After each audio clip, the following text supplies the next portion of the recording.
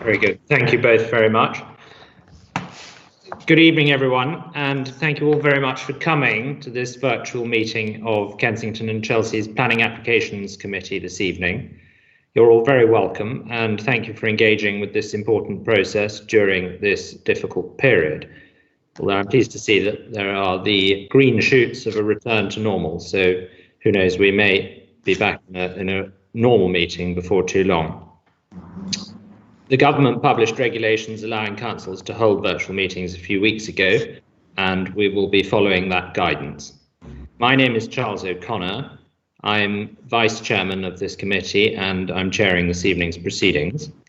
And I'm joined by 4 of my fellow councillors who, together with me, will be taking the decisions this evening. If I could ask each one of the councillors to introduce themselves to everyone present at the meeting, please. I'll call out your names, and if you could just put on your cameras for a second and introduce yourselves, please, that would be much appreciated. So first of all is Maxwell Woodger, who's very kindly acting as Vice Chairman this evening in case my connection fails, in which case Maxwell will take over. Over to you, Maxwell. Hi, Councillor Woodger, Queensgate Ward. Very good. There you are. Thank you. Next, Janet Evans, please.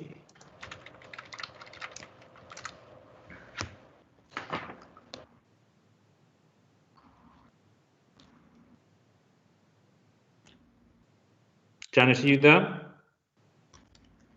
Yes, can you hear me? We can hear you, but I can't see you. Oh, there you are. There you are. My camera's on, but I'm here. I'm Councillor of Courtfield Ward, Janet Evans. Thank you very much indeed. And Dory Schmetterling. Good evening. This is Dory Schmetterling. I'm Councillor for Pembridge Ward. There you are. Thank you very much. And finally, Councillor Sina Lari. Good evening. This is Sina Lari. I'm Councillor for Golborne Ward. Thank you all very much indeed. And we are also joined by a number of officers of the council this evening, the senior of whom present tonight is Derek Taylor. If you'd be kind enough to introduce yourself, please, Derek. Good evening, Chairman. Good evening, Committee. My name is Derek Taylor and I'm the Deputy Head of Development Management. Thank you very much.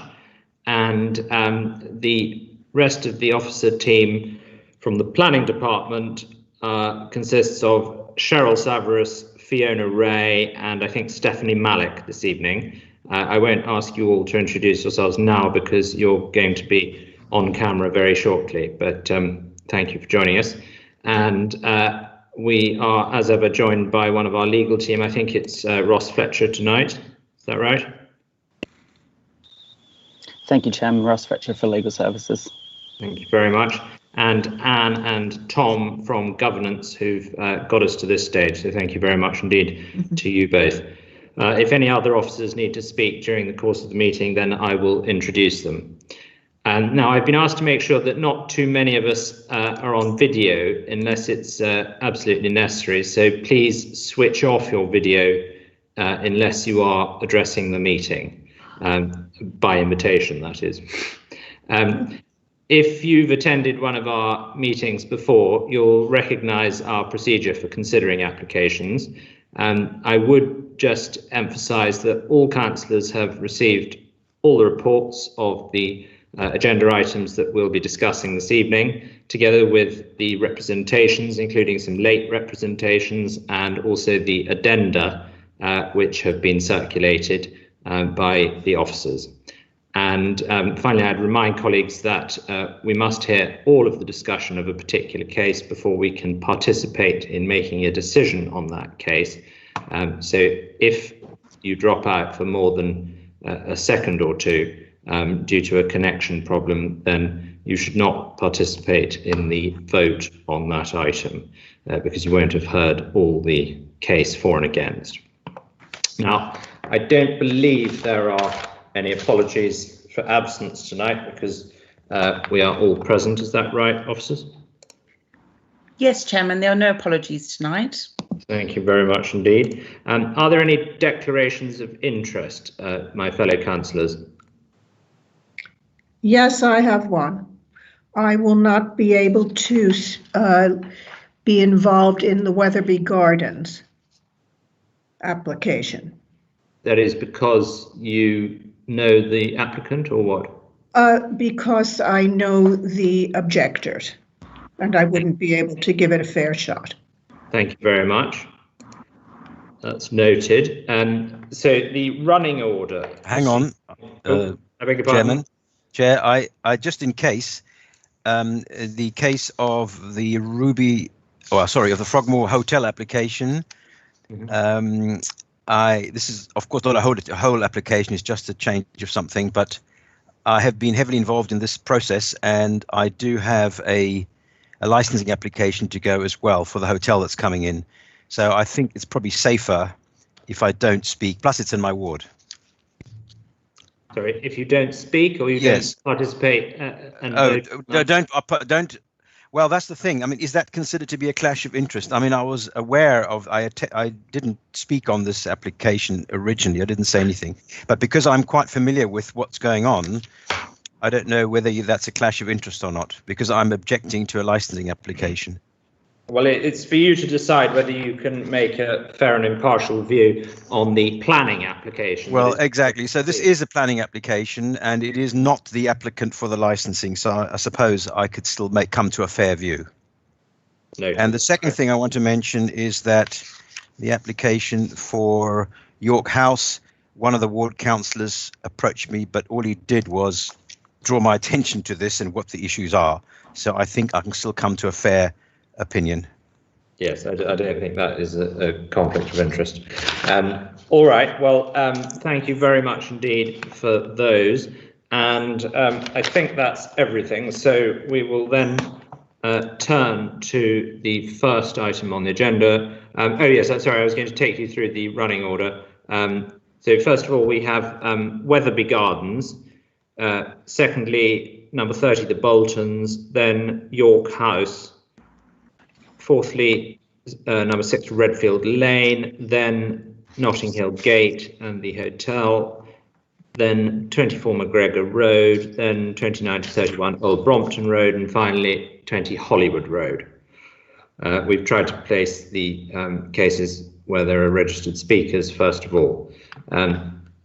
On that subject of speakers, I will explain to people the procedure as we go along for those who are not familiar with the way we work.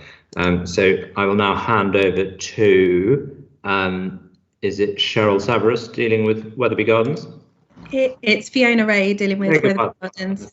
Thank you, Chairman. So just firstly, would like to draw members' attention to the Addendum Report, as we received an additional objection after the report was published. I'll just turn to the first slide, which shows you a plan view of the proposed balcony. So the existing property outlined here, and the red outline goes around an existing extension and the area to be used as, or proposed to be used as, a terrace.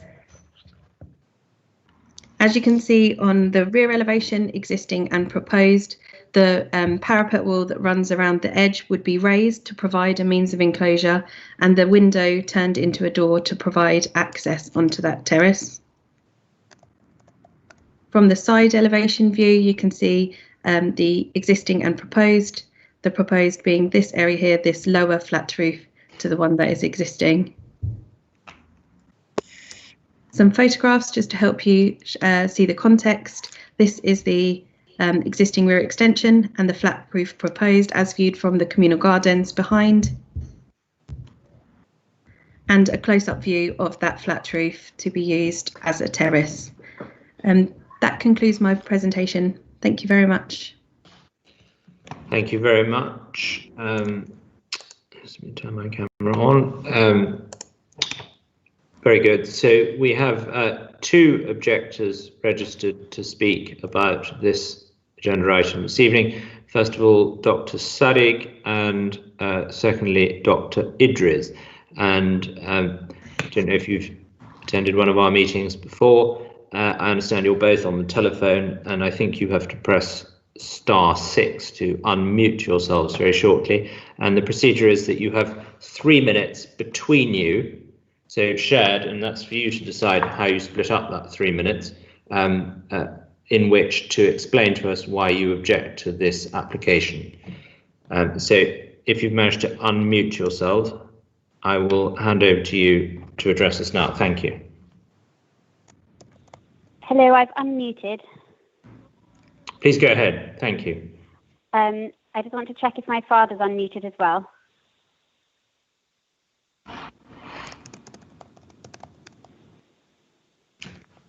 Hello? Hello. Daddy, do you want to start? Yes, yes.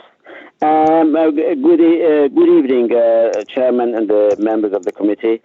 I live at number 10 Weatherby Gardens, adjoining number 9, and I have sent my objections before. I think the advice of the planning officers to grant permission for this development entailing a 90 centimeter height increase in the parapet wall is not justified. The impact of daylight and sunlight effect on 10 Weatherby Gardens, particularly to the basement flat, will be damaging to the amenities of this building. No site visit has been made. No sun and daylight study has been performed, all blaming COVID-19. This communal garden is practically empty every day, and a visit or a study could have been performed without breaching the social distancing regulations. There is no other rear terrace development allowed in Weatherby Gardens with a solid wall recently. All have either metal railings or glass. At number 11 Weatherby Gardens, second floor, 2 years ago, Royal Borough of Kensington and Chelsea Planning Department allowed use of the terrace by putting up metal railings only and with a proviso that no plants or other solid objects to be placed behind them. That is what we are requesting. The lower basement side elevation room is already dark, and the proposed development will breach the current regulations and will most probably make it uninhabitable. The proposed balustrading won't help the obstruction of light. Also, this will not contribute to the community and neighborhood relationship. Thank you very much. Thank you very much. Yeah, please Okay. go ahead. So my name's Dr. Idris, and I live also at number 10 in the ground floor flat. I want to object strongly for 3 main reasons. Number 1, noise pollution. My husband and I are both NHS doctors, and my 2 brothers on the top floor also work as NHS doctors. And we're already really disturbed by people sitting on the balcony on the ground floor of number 11 and on the ground floor of number 9. Often I go to work having had very little sleep because people have loud parties or they're sitting chatting loudly on their phones until 1 in the morning. And I worry that the addition of another roof terrace which acts as a social platform will further increase noise pollution and make it very difficult for us to get our rest before a very difficult job the next day. Number 2, smoke pollution. In this hot weather, I have my kitchen window and bedroom windows for my children and myself shut, because smoke travels from the balcony of number 9 into our flat. The same will potentially happen if there's a roof terrace where people smoke. The breeze will bring the cigarette smoke into our building. And lastly, I feel already confined with people looking from next door, and this will make the feeling of confinement and being overlooked even worse. If this objection is not successful and planning permission is granted, we would really advocate that you give clear perspex rather than a solid wall, with the proviso that no solid plants or garden furniture is put against it to block our view. Thank you very much indeed. That's very helpful, and your time is up. Much appreciate you coming and explaining that to us. Thank you very much. Now, there are no speakers on behalf of the applicant, and therefore we now have the opportunity to, this is for the councillors, to put some questions to the objectors, Dr. Sadegh and Dr. Idris. So if you wouldn't mind staying on the line with the mute off, we can just ask you a few questions, if we may, if any of my colleagues have any questions they want to ask you. So over to the councillors. I think there's a chat facility here. I haven't got that up. Yeah, okay, so Councillor Woodger, Maxwell, you have a question, I think. Please go ahead. Hello. Hi, just a very simple question, which is about consultation, in terms of how much consultation you had from the applicant. Sorry. No consultation. No consultation. Nothing? You didn't get any letters? Nothing. Log? Nope. No consultation whatsoever. No consultation whatsoever. Thank you very much. And Councillor Schmetterling, you've got a sort of virtual hand up. Is that because you want to ask a question? Yes, it looks like it. Yes, indeed. Let me lower my hand first, then I'll turn my camera on. Good. Well, I should say good afternoon. The sun is still shining brightly. My question to you is not. The question is about the noise and nuisance you've suffered. Have you actually tried to deal with it using our noise and nuisance department to complain? We did. No, I've gone and asked the people next door to face if they would be quiet, and I've met with very aggressive behaviour of people shouting that they pay my taxes to work as an NHS doctor. So unfortunately I didn't, because I was worried that it would further aggravate an already angry personality living next door. Okay. Chair, I've got one more question, which I'll probably wind up asking the officers as well. There is this tricky question of you say that the existing extension on top of which the part of the balcony is supposed to be built, the terrace is supposed to be built, was put there without planning permission. What is the evidence for that, and who's the party disputing it? Is the council one of them?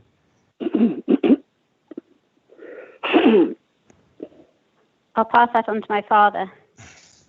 Yes, I can say that it was historically, because I've lived in this building for 43 years, historically it was built by the previous owner who died now without planning permission. And the present owner had to go to court and for adverse possession, and finally got permission to increase the height of the parapet wall by 24 centimeters, which we objected, but it finally was granted. But now it's going to go up by another 90 centimeters. That's the whole story. Okay, thank you very much.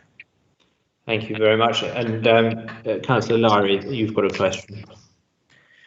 Thank you both to Dr. Sadegh and Idris for coming to speak to us. Just quickly on your objection to the solid parapet wall extension upwards. You mentioned you'd rather see transparent or perhaps railings imposed in place for protection of light. Is there any sort of precedent for that, for a reason why you're saying that? Are there other balconies, terraces nearby? Yeah. If you go to the recently erected balconies further down on the same side of the garden, the most recent one was made with toughened perspex or glass, I'm not sure. And the ones, not first floor, but the ones second floor and upwards, going in the other direction, are made of metal railings. So none have been solid walls recently. Number 11, Weatherby Gardens was granted permission to make a terrace, but with a metal railing, but with the proviso that no objects or plants or artificial plants or anything to be put against the railing. Number 11, Weatherby Gardens, second floor terrace, 2 years ago. Thank you. That's very helpful. I asked because in some of the pictures that have been produced for this presentation, I can see what you have described. Thank you. Thank you. Thank you very much. I just have a quick question. Just excuse my ignorance, but the photograph that I think you can probably see, actually, no, you can't see on the screen. There is a photograph that we have been shown in our pack There's one house that's semi-detached from number 9, which I think is presumably number 8, and then there's another house the other side of a gap, which I'm assuming is number 10. Could you just confirm which house you live in? Sorry. Number 10. We live in number 10. So across the gap from across the garden path. The application property. Yeah. Okay, that's very helpful. And so it's the back of your house that we can see with some metal railings at probably second floor level. Yes. Yeah. That's correct. Yes. Number 11. Yes. Not metal railings. Number 11. On the second floor. Right. There's number what looks 10 like. doesn't have metal railings. There's what looks like a sort of trellis. Number 10, yes, it's trellis. Yeah. A wooden trellis. It has been there for about 40 years. I see. Okay, that's very helpful. All right, thank you very much indeed. Well, colleagues, any further questions for the objectors? Otherwise, we will thank them and let them go.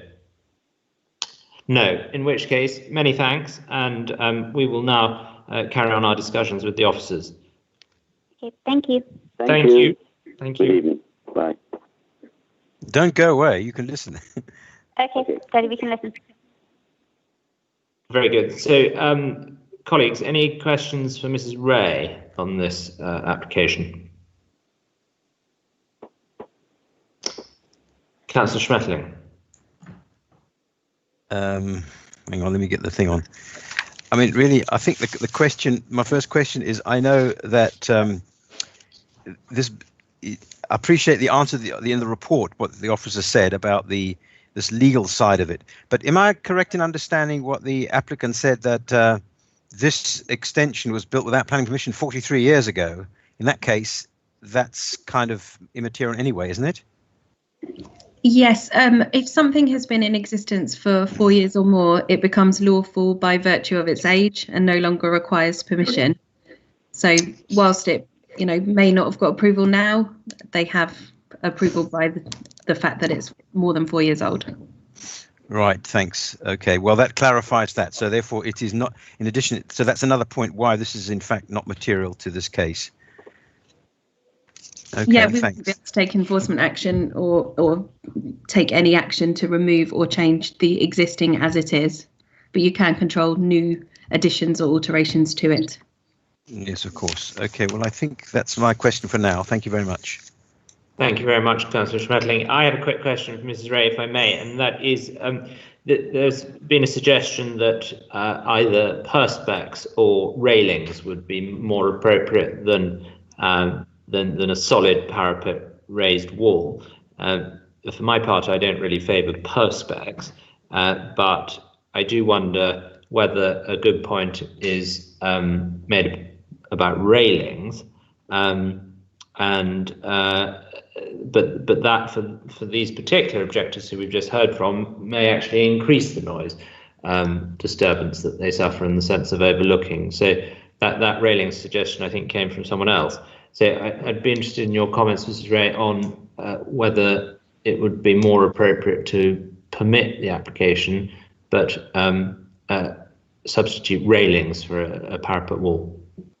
Yeah, it's a good point made. We're comfortable with the design as proposed, the solid appearance. However, members could put on a condition that said, notwithstanding the approved drawings, details of the means of enclosure for the terrace shall be submitted and approved.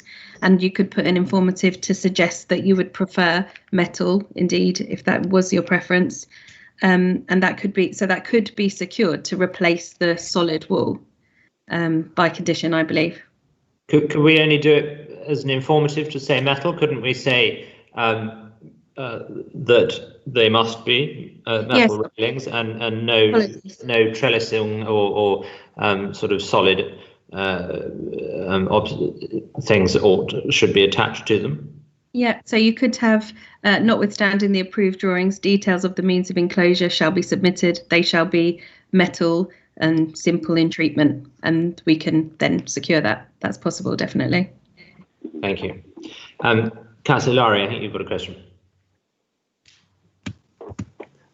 Thanks. That's a helpful explanation. So just to clarify, we can put a directive in to say that metal railings would be used as the extension to the parapet. Is that correct? If I heard you correctly? Yes, we can add an additional condition to secure that. We can. Okay, perfect.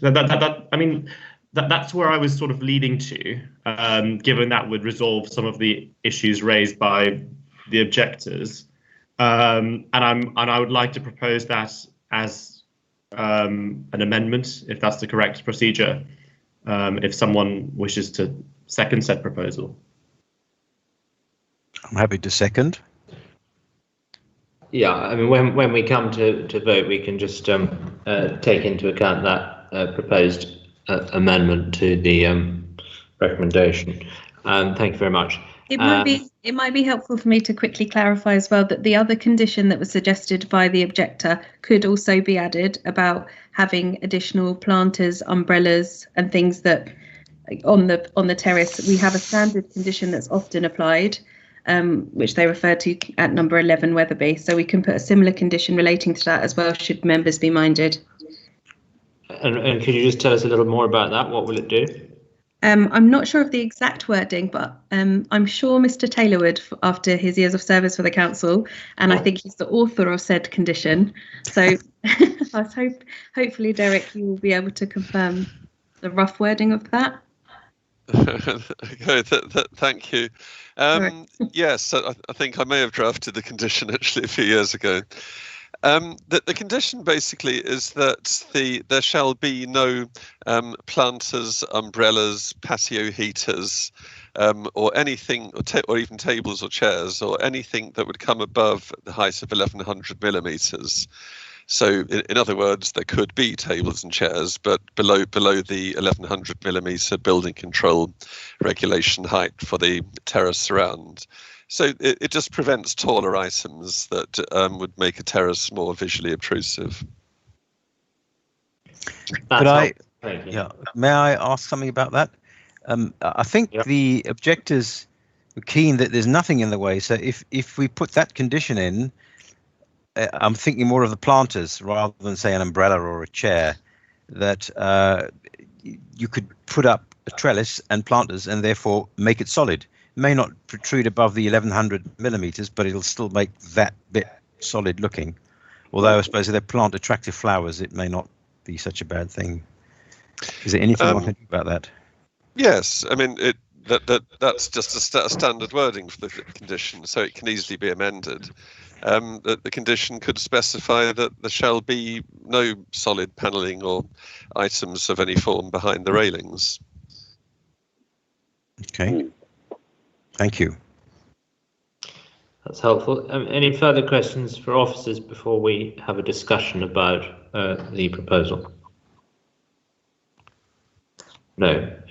Okay. Well, colleagues, what are your views on this? We could refuse it, or we could possibly just approve it as is, or we could approve it in an amended form. With the conditions we've discussed for metal railings and nothing to be affixed to them, and nothing on the terrace above 1100 millimeters. What views are there, please? I mean, can I speak? Please do. I mean, I think the compromise of the railings and the planters, but permitting it with those conditions, I think is probably the best way forward, because that mitigates the negative while still allowing the terrace to happen. So you like the two proposed conditions? Yeah. Yeah, thank you very much. Is that a recent addition to the chat from you, Councillor Lowry? Oh, Chairman, all I wanted to do was to formally propose those conditions, if that's the procedure. Okay, thank you very much.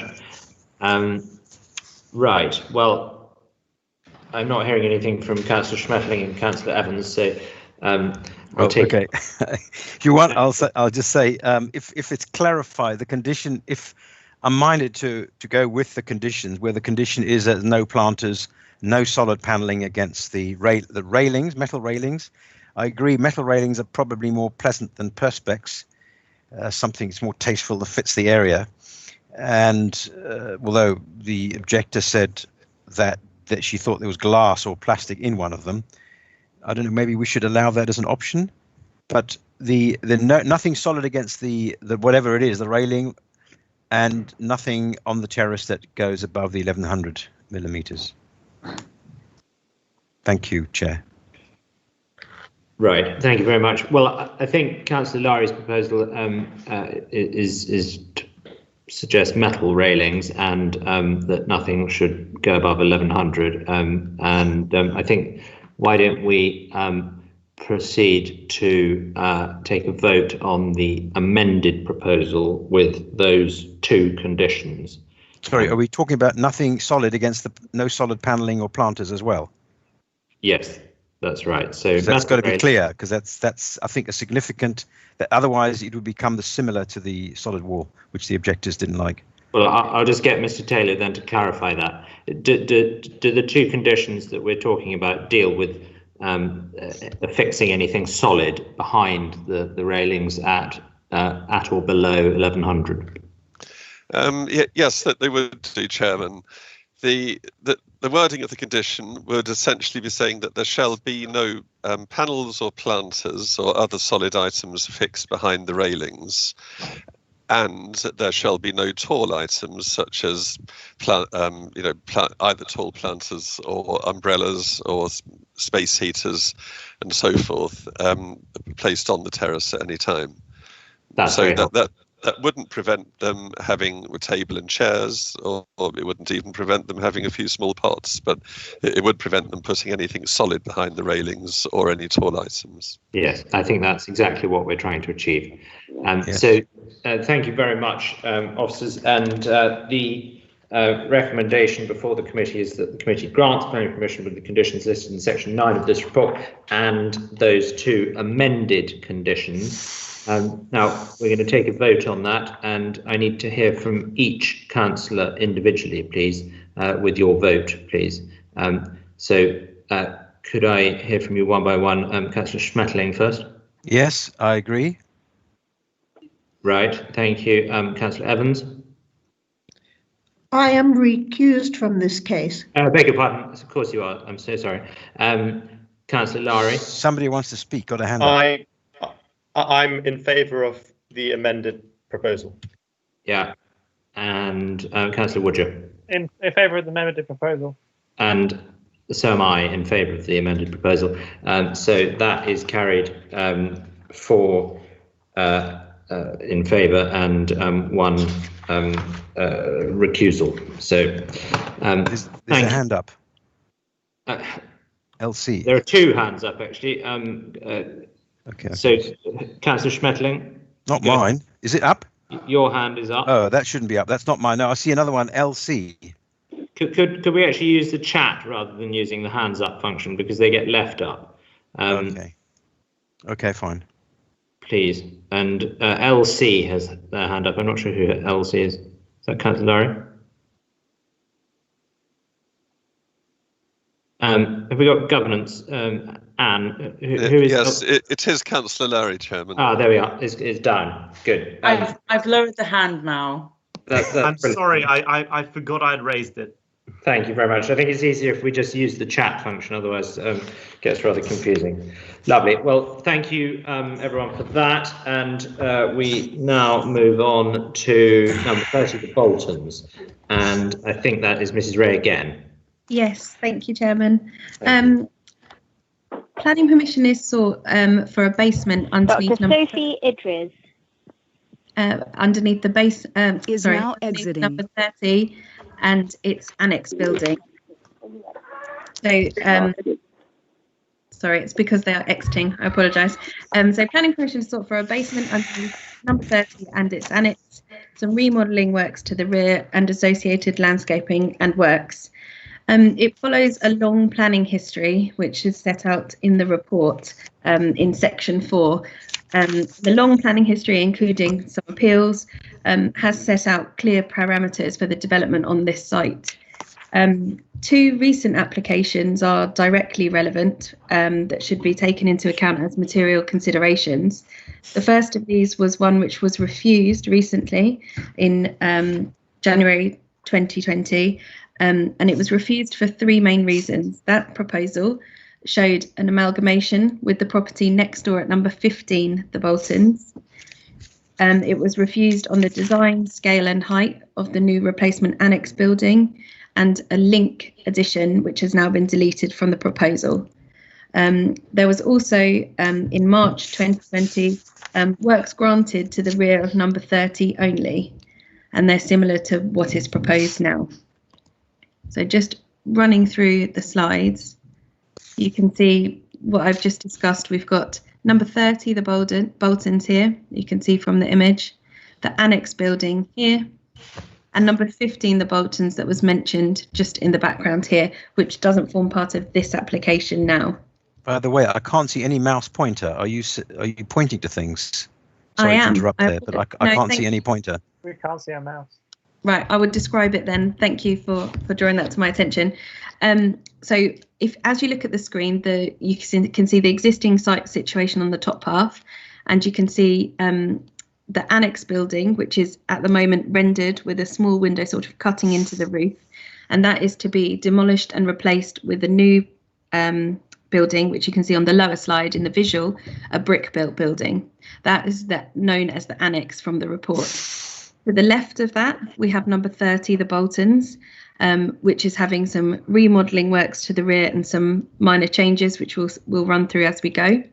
And to the left of that building, we have one of the grander properties, number 15, the Boltons, which is also in the same ownership, but no longer forms.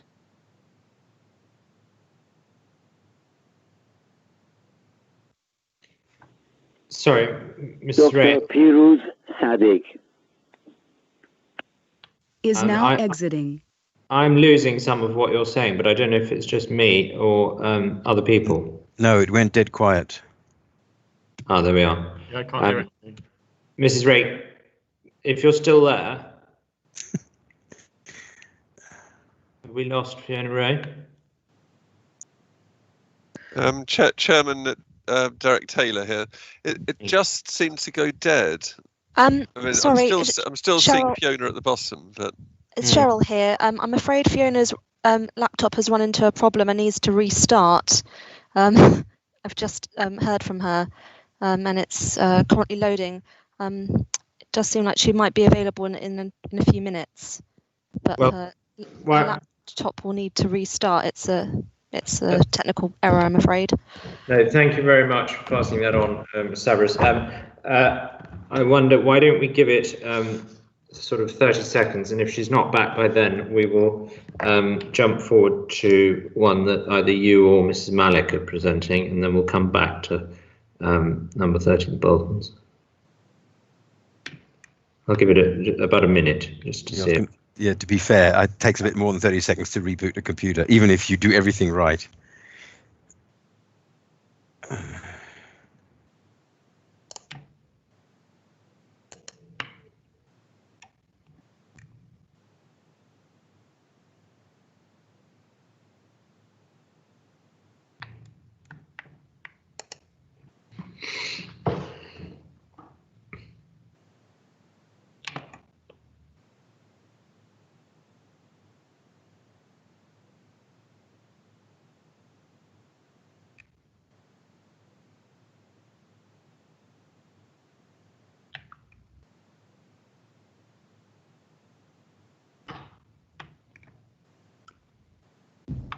Any news, Ms. Savras? I imagine you're communicating via WhatsApp or something.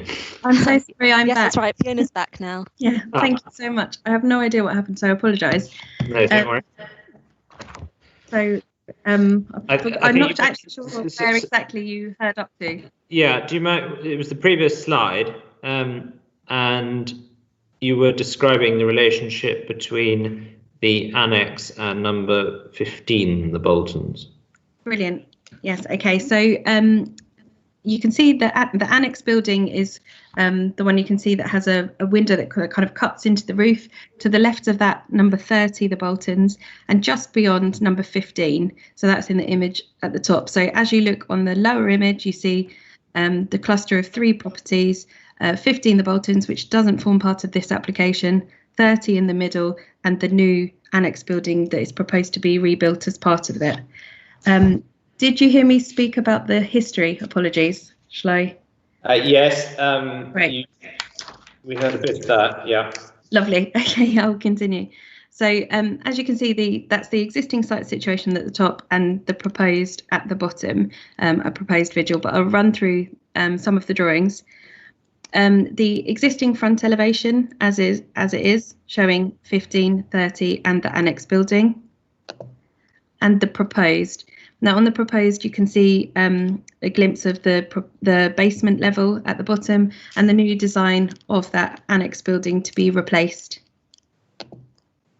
From the rear, you can see the existing the existing buildings and the proposed, with the replacement annex building and the rear elevation changes. Sorry to interrupt, but can I just ask you to flick over backwards and forwards between those a couple of times? So I think it'll help inform the questions in a minute. So much of I'll just do it a couple of times as I'm speaking, but much of the changes to the rear of number 30 have already been approved. And the replacement annex, I do have some better images coming up to show you. And from the front? So from the front, the existing street view is shown here and the proposed. So existing, proposed. I'll do that just one more time. Existing and proposed. So the section details show you that a single basement level is proposed underneath the 2 properties. And the existing site plan shows you the existing arrangement, layout, and the annex as the roof is currently built, and the proposed with the roof that comes slightly forward from the existing building line. These are really helpful images to show you the scale and massing and how that has changed for the annex building in particular. These images were created following discussions between the neighbours, and I thought it was helpful to include in the slides for the design and scale as well. So you have the existing at the top view from Priory Walk and the proposed at the bottom. And then the view from Gilston Road, which is the property that in the street scene image we saw away from the Boltons. You can see the existing and the proposed annex building. And there is also a comparison study on the screen in front of you showing you the refused scheme when set up against the existing and also the now proposed. So the black outline shows you the buildings that are there currently and existing. The red outline shows what was refused back in January this year, and the blue proposal is what is before you now in terms of the scale, height and design, which was the main reason for refusing the annex replacement. With regard to trees, there were some questions raised about that. The 2 lime trees either side of the entrance gate are those to be that are proposed for removal and replacement. The refusal from January didn't refuse on tree grounds. And then the tree survey plan shows the line of trees that is proposed to be removed, outlined in red. They're category U trees, and the reason is, I'll show you on the next slide. They have been heavily pollarded and affected by some developments in the local area, and don't have a very long lifespan according to our arboricultural team. And that concludes my presentation. I'm sorry for the interruption. No, not at all. These things happen. Thank you very much indeed. And we have various people registered to speak about this application this evening. First of all, we have Roger Bertels, who is objecting on behalf of a client of his. Mr. Bertels, you have 3 minutes to explain your objection to us, please. Good evening, members. My name is Roger Bertels, and I'm speaking on behalf of the Boltons Association and in addition local residents who live at number 26 Gilston Road and 11 and 12 Priory Walk, whose homes directly back onto the application site and will be most closely affected by it. Our objections relate to both the impact of the proposal on the character of the conservation area and nearby listed buildings, and to the direct impact of the new house will have on the living conditions of the residents. The current cottage building, which started life as a garage, is modest in scale and unobtrusive in the street scene. As the conservation area appraisal recognises, it is neutral in its contribution. In contrast, the application scheme proposes a larger house which is taller, deeper and broader than the present modest cottage. Both the increased size and more grandiose elevational treatment will result in a building that is no longer subservient and unobtrusive.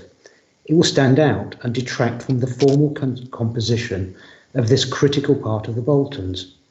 Both its increased size and the way it steps forward means it will reduce the defined critical gap between the application property and the back of the Priory Walk houses, and stand forward of the main building facade of 26 Gilston Road, thereby impacting on the defined critical view from Gilston Road north towards the Boltons. The proposal will as such cause direct harm to defined heritage assets and, consistent with your local plan policies and the NPPF, should be refused. The increased height, scale and bulk of the proposal also has direct impacts on the living conditions of the adjacent residents. It will result in a reduction in sunlight, particularly in the afternoons, received to the small gardens of the Priory Walk houses, and will reduce western views from those houses. Furthermore, increasing the height of the building in such close proximity to the existing houses, the current cottage sits directly on the boundary with number 12, will lead to an unacceptable sense of enclosure. Again, for these reasons, it is unacceptable and consistent with policy CL5 should be refused. Members, this is a most critical point in the Boltons conservation area, where the graceful curve of the Boltons turns into the more regular pattern of Gilston Road.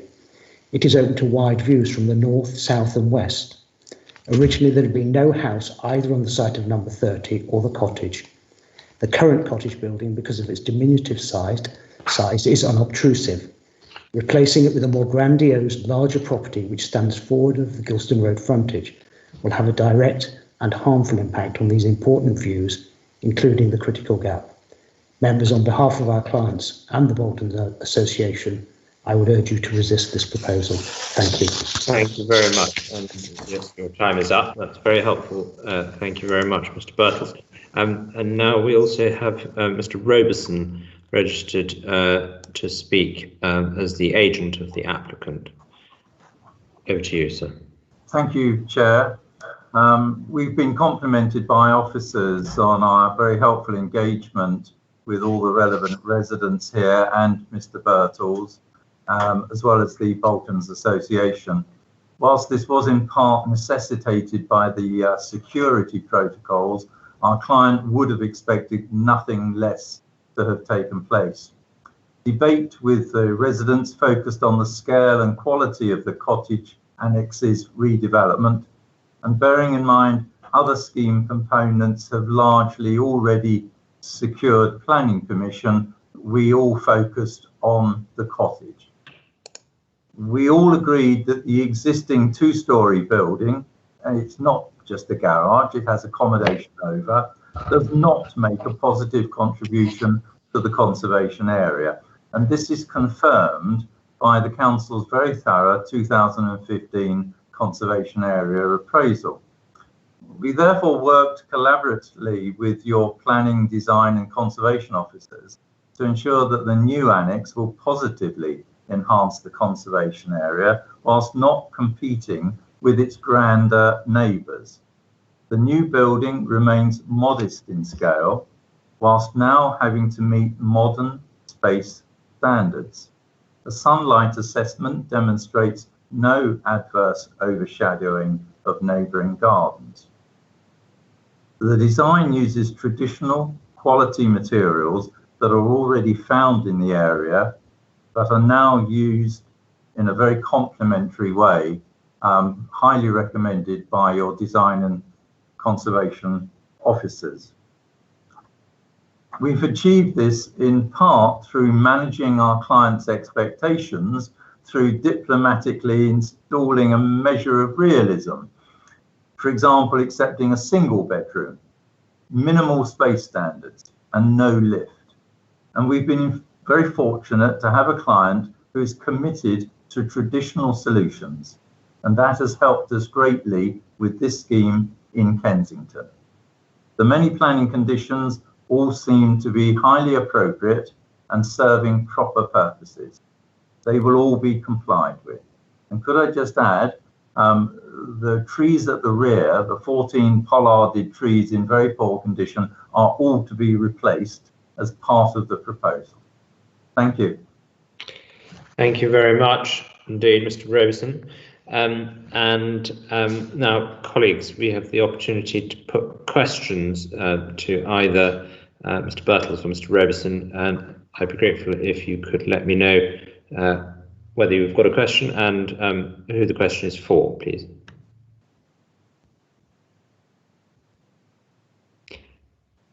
I will start with one then, in the absence of any others.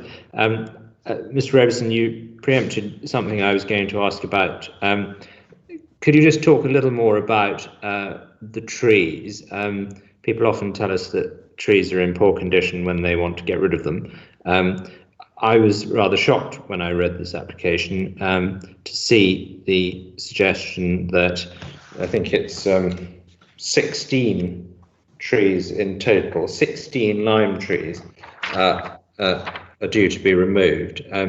One of the things that I'm most frequently spoken to about by residents of the borough is trees, and how residents greatly appreciate the greenery in Kensington and Chelsea, and how we can approve the removal of trees on the one hand, and at the same time talk about making the borough a cleaner, greener place. It's not necessarily an answer to say that they will be replaced unless they genuinely are in poor condition, because obviously there's an enormous CO2 and environmentally unfriendly benefit or impact in replacing a very large number of trees. So if you could just explain a little more about why there is a need to remove those, please. Certainly, sir. The 14 of the 16 trees are the row of pollarded lime trees. They are, historically, they were shaped into a hedge that ran along the boundary with Priory Walk, and they have been looked at carefully by the client's arboriculturalist. They are in poor condition. That has been accepted by the council's tree expert as well, and their replacement to a high quality specimen trees is something that the client is particularly keen on, and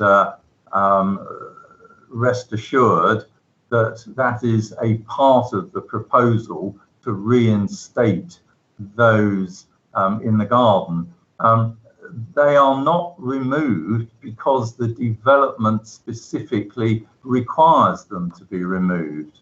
It is just part of the overall care and quality of the approach here that the client has looked at all the issues that need to be addressed to bring quality to this solution, this scheme here. So the trees could have been left as they are, but they need replacing, and they've been brought forward as part of the planning application, but it's not a situation where development requires their removal. They require removal in their own right to be replaced by something much better. in terms of the front garden, the 2 lime trees either side of the entrance are likely to be affected by the basement construction works, and their marginal relocation, but with good quality, large standard replacements, will actually address that effectively. Thank you very much. And may I just ask, do you know what the proposed replacement trees are? Are they all limes again, or are they other species? They're the same species. Thank you very much. Okay. Colleagues, other questions about this application? I have a question. Councillor Evans. Yes, this is a question for Mr. Robeson, please. You mentioned the high quality materials. Can you tell me, please, what is the facade of the little annex? Is that brick or what is that? Yes, a very pertinent question. We, with the architects here, had always imagined that this development ought to replicate the stucco, the white stucco finish that is prevalent along the facades of the large Bolton mansions, and indeed also with its neighbour number 30.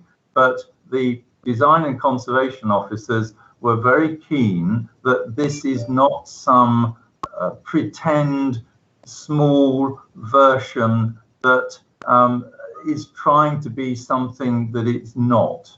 And therefore, the material is London stock brick, which is the type of brick, the quality brick that is used on the flank and rear elevations of the buildings in the Boltons and along Tregunta Road and elsewhere locally.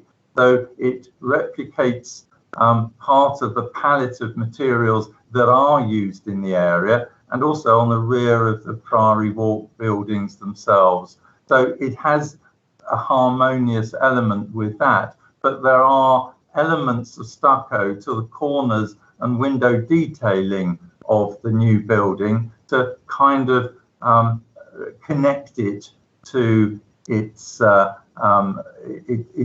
neighbours, but to do so in a subservient way. Thank you, Chair. May I ask the same question of Mr. Bertels?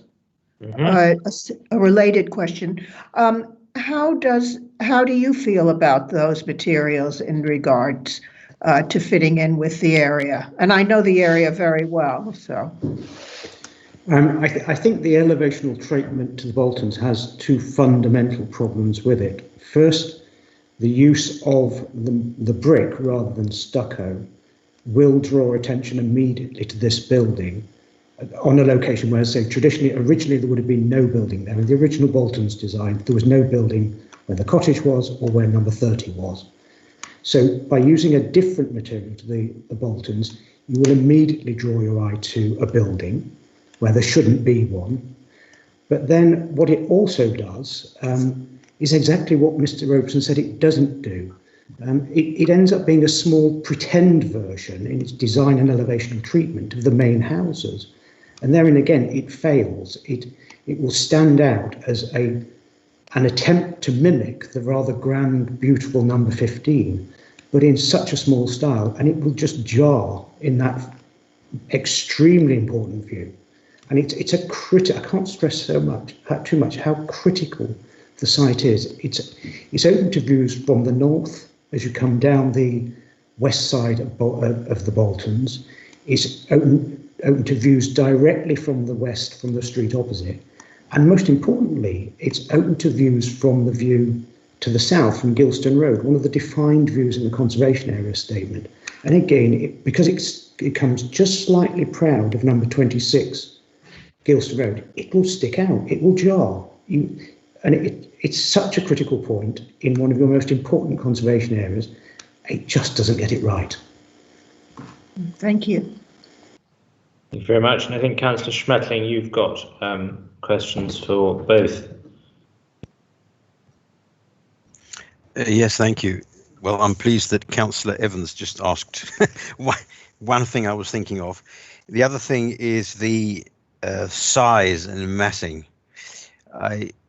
First of all, the basement extension exceeds by over 20% what's allowed normally under the plan, 50% of the garden. Although I don't know what effect that'll have on the appearance. So perhaps Mr. Bertels would like to comment on that. And well, okay, let me ask that first. Sorry, could you just clarify the question again? Yes. Sorry? I mean, one of the issues here, I don't know if that's actually subject your objection, is the basement extension size. But I guess that's exactly, I mean, that's for number 30. But I guess we're talking about the cottage now. I mean, let me talk about the size of it. It was a replacement of substantial size increase was refused. This has been scaled down somewhat, but I think in one of the objections, unfortunately, the original objections seem to have got mislaid and not in this pack, at least not in my pack. But I can see the summary objections.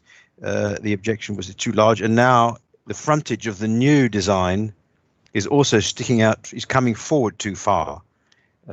So that's my question. That would be the version of the question to you, Mr. Bertels, for comment. It's still too big for your point of view. It is. I think there are two components to it. It comes forward, as I say, just forward of the main facade line of 26 Gilston. So it's going to sit proud of that defined, very clear building line. So I think that is a fundamental problem with it. And I would accept that the applicants have reduced the proposal from the scheme that was refused a few months ago. You've seen that in the comparison drawings.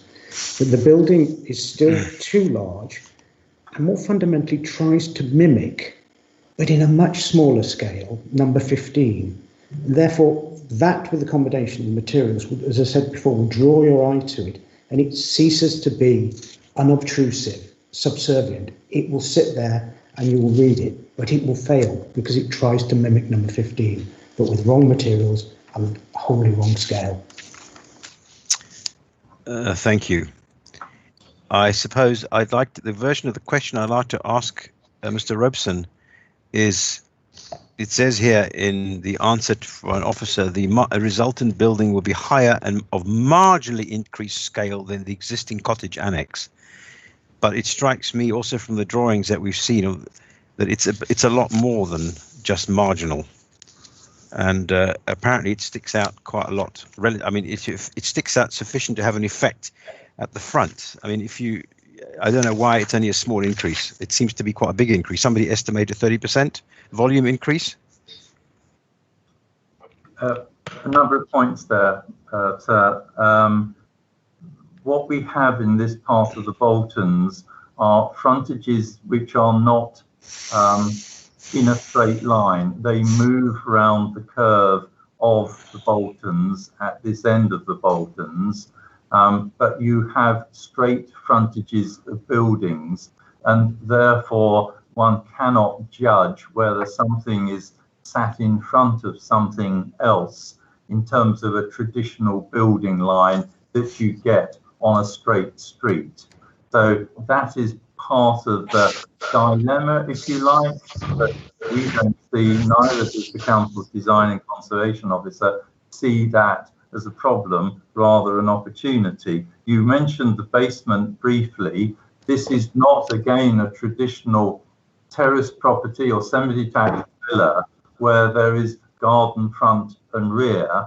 The garden areas are adjunct around the property, and the officers have worked with us to calculate the relationships of basement area to garden. And whilst the proportions don't technically meet the policy isn't designed to relate to properties like this with space around them.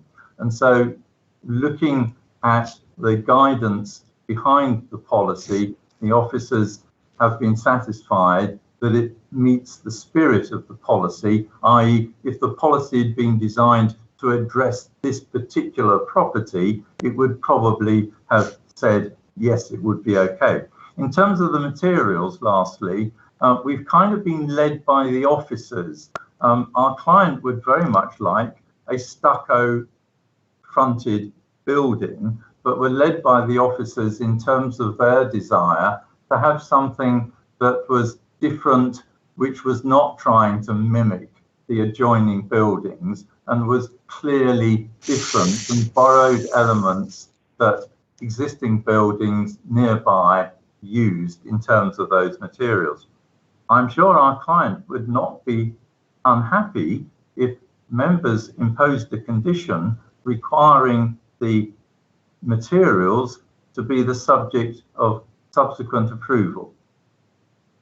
Thank you. Could I just ask Mr. Bertels what he thinks of that suggestion? If that condition were applied to have a stucco frontage, would that improve things slightly for you, do you think? Given my previous answer, I would have to say that stucco would be better, but it does not solve the fundamental problem. And that understood. It would mean that the building doesn't jar so much in terms of materials, but it would further compound that it looks like a mini mimic of number 15. And that is a problem. That's the fundamental problem. And if I could just respond to one of Mr. Robeson's points, that the critical view of where this cottage would come forward of 26 Gilston is as you walk north up Gilston Road. At the moment, the existing cottage doesn't stand proud of Gilston, 26 Gilston. If this proposal is allowed, as you walk north up Gilston Road, it will just sit forward of the Gilston Road house, and that's the concern. Thank you very much. Well, I think we may draw the questions to a close at that point, certainly for the objector and the applicant. Thank you both very much, Mr. Bertels and Mr. Robeson. We will now have some time for questions to Mrs. Ray from the councillors. So, colleagues, any questions to Mrs. Ray?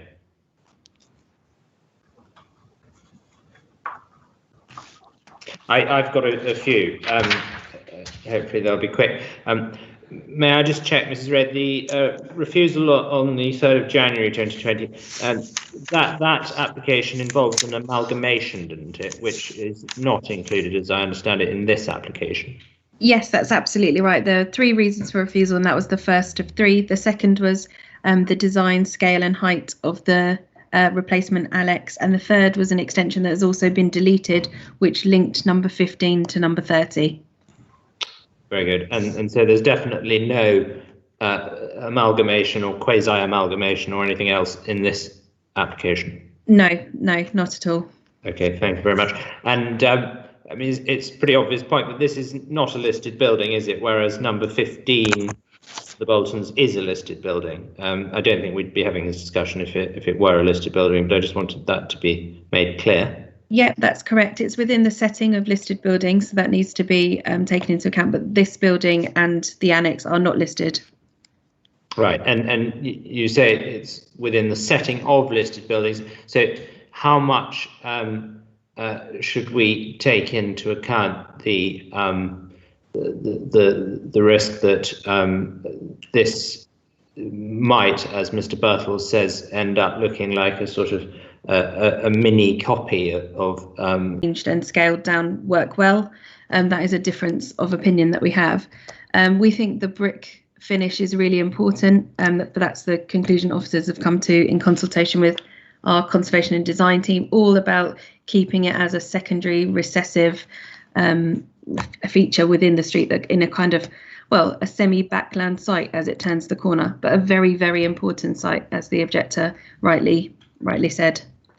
Yeah, that's clearly absolutely right, because it's one of our sort of splendid showcase streets of the borough, if you like, the Boltons, and it's clearly very important. And the view down Gilston Road, I absolutely accept, it's a very important view. And just on that, there was a suggestion that the cottage will sit forward of number 26 Gilston Road. I see from the plan that's included in our pack that number 26 Gilston Road has a porch on the front of it, or what looks like a porch from the plan view.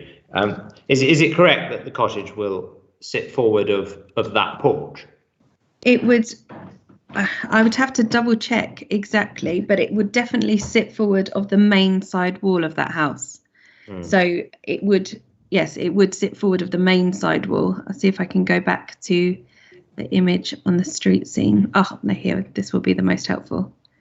So as you can see, this is the you can see the corner of Gilston Road. Why can't I see? I can just see Mr. Bertels' name and Mr. Robeson's name. Sorry. Is the presentation not up on the screen for you? Is it just me? No, I don't know. There we are. Ah, yeah, is it come up now? Sorry, that's actually my fault. I hadn't taken full control. So you can see to the where the annex building is. You can see the same. Just see the main side wall of the property on Gilston Road there, and it does sit forward of it. That is absolutely accurate. But officers are comfortable with that transition from the Bolton's front building line, number 30, the Bolton's as existing, the fact that it's set back and angled. We think, given the distances and the separation, that works well. But again, that's another difference of opinion. I mean, for my part, I don't disagree that stock brick works reasonably well.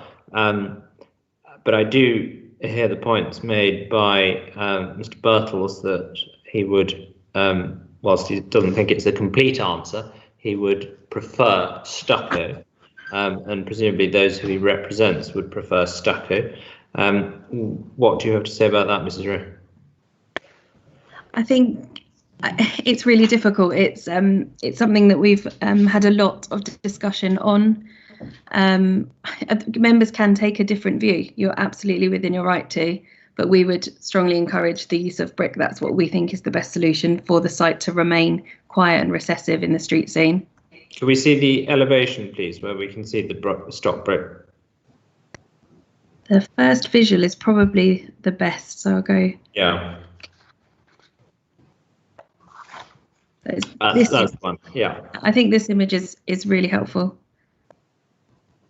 It's the transition for us between the properties. You can see the number 30, the Bolton's, has that exposed brick side on its main sidewall, as does number 15, and the rear of the properties on Gilston Road.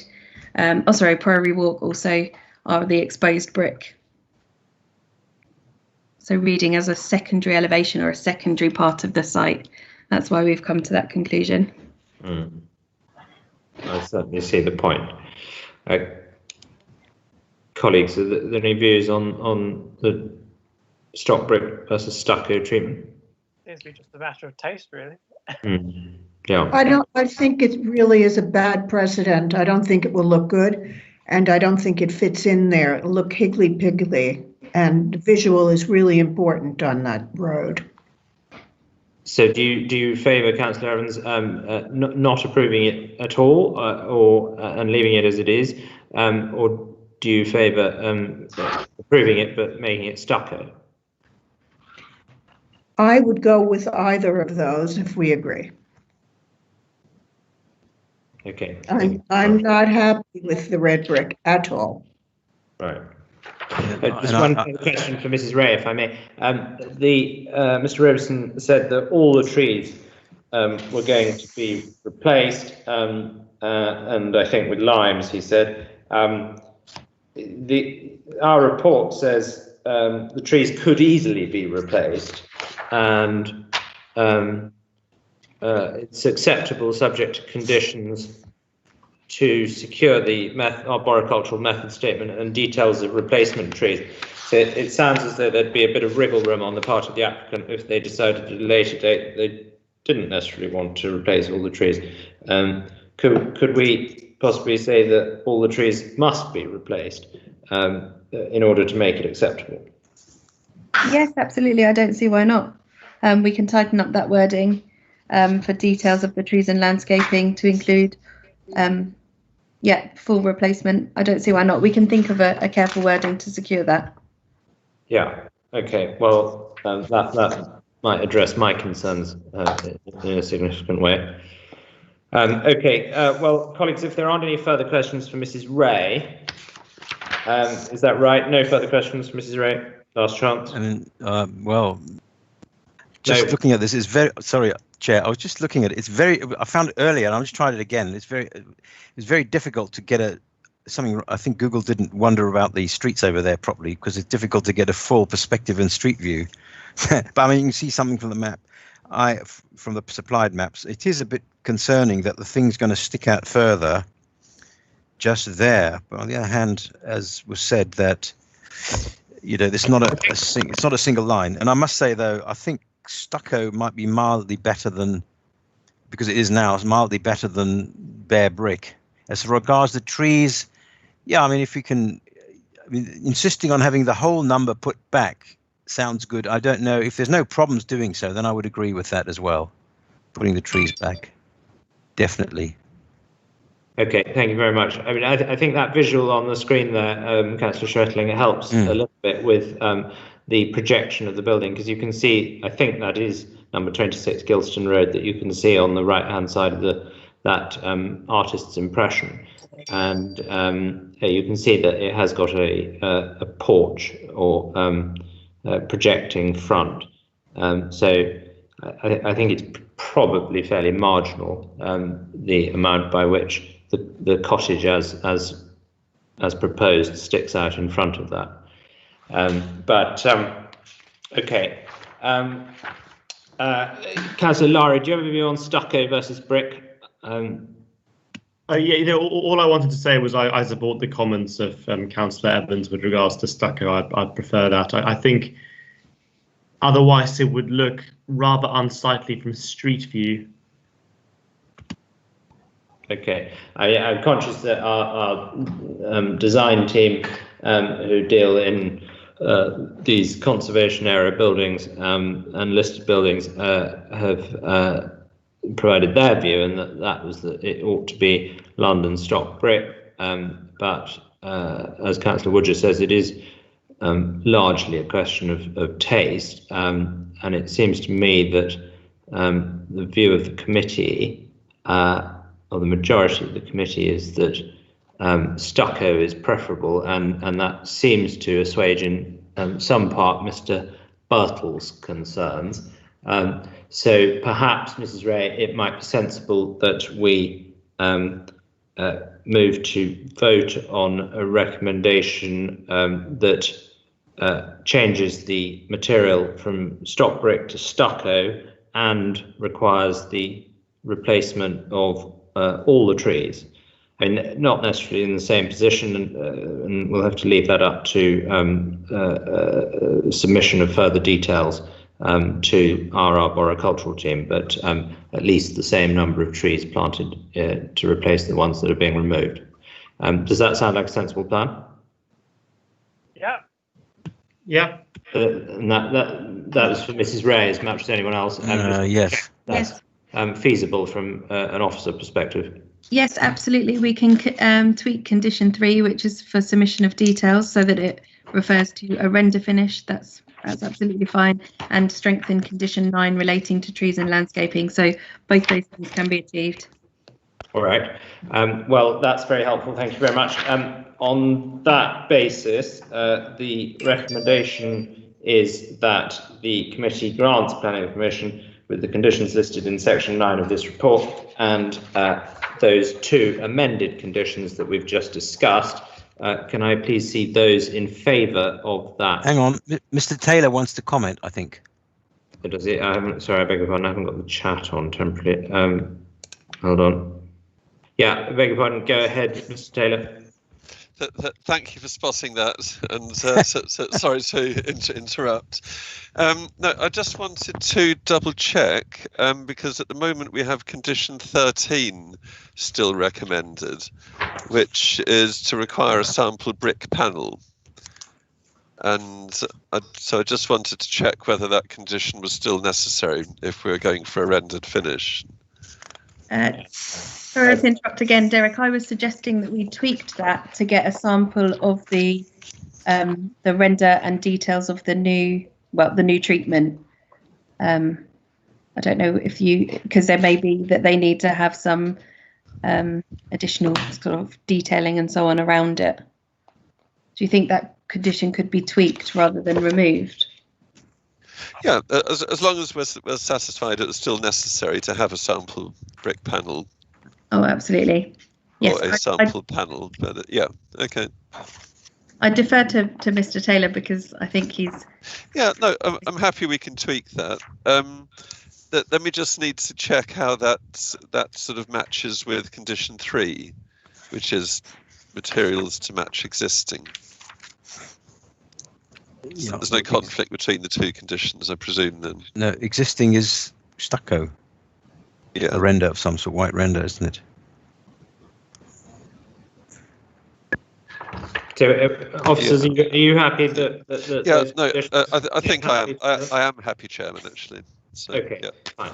All right. Could Mr. Chairman, if I don't know, maybe you can do this after this vote, but we haven't discussed at all, other than brief mention, the extension of the main property, whether we have anything to say on that. Well, so I don't know. Do you want to just approve the cottage first? Deal with the cottage first? No, we've got one application before us, and we're dealing with the whole thing. So you've had your opportunity to ask the objector and the applicant about that, and officers. So unless there's anything very pressing on that, we're going to move on to the vote as previously. Okay. So the recommendation is that the committee grants planning permission with the conditions listed in section 9 of this report, and with amended conditions 3, 9 and 13, all tweaked as discussed. And could I please see those in favour of that recommendation? First of all, Councillor Schmetterling. Yes, in favour. Councillor Woodger. Yeah, yes, in favour. Councillor Evans. Yes, in favour. Councillor Lowry. Yes, in favour. And I am also in favour. Okay, thank you very much. So that is granted on that basis. We now move on to York House. And that is Mrs. Ray again. Thank you, Chairman. Sorry, I was just flicking to the side. So, first of all, I'd like to draw members' attention to the addendum report circulated. This expanded the details of the planning history, confirmed some details that were that have actually been previously approved by condition, so made necessary edits, and also supplemented the paragraphs relating to the Council's Code of Construction to give some additional commentary on that, which we hope was helpful. So this is an image of the existing building at York House. I just draw members' attention to the kind of side extension, if you like, to it, because I think that acts as a good marker to show you the development which was previously approved and granted, and what the condition sought to be removed was attached against. So it was the construction of this new building adjacent to York House.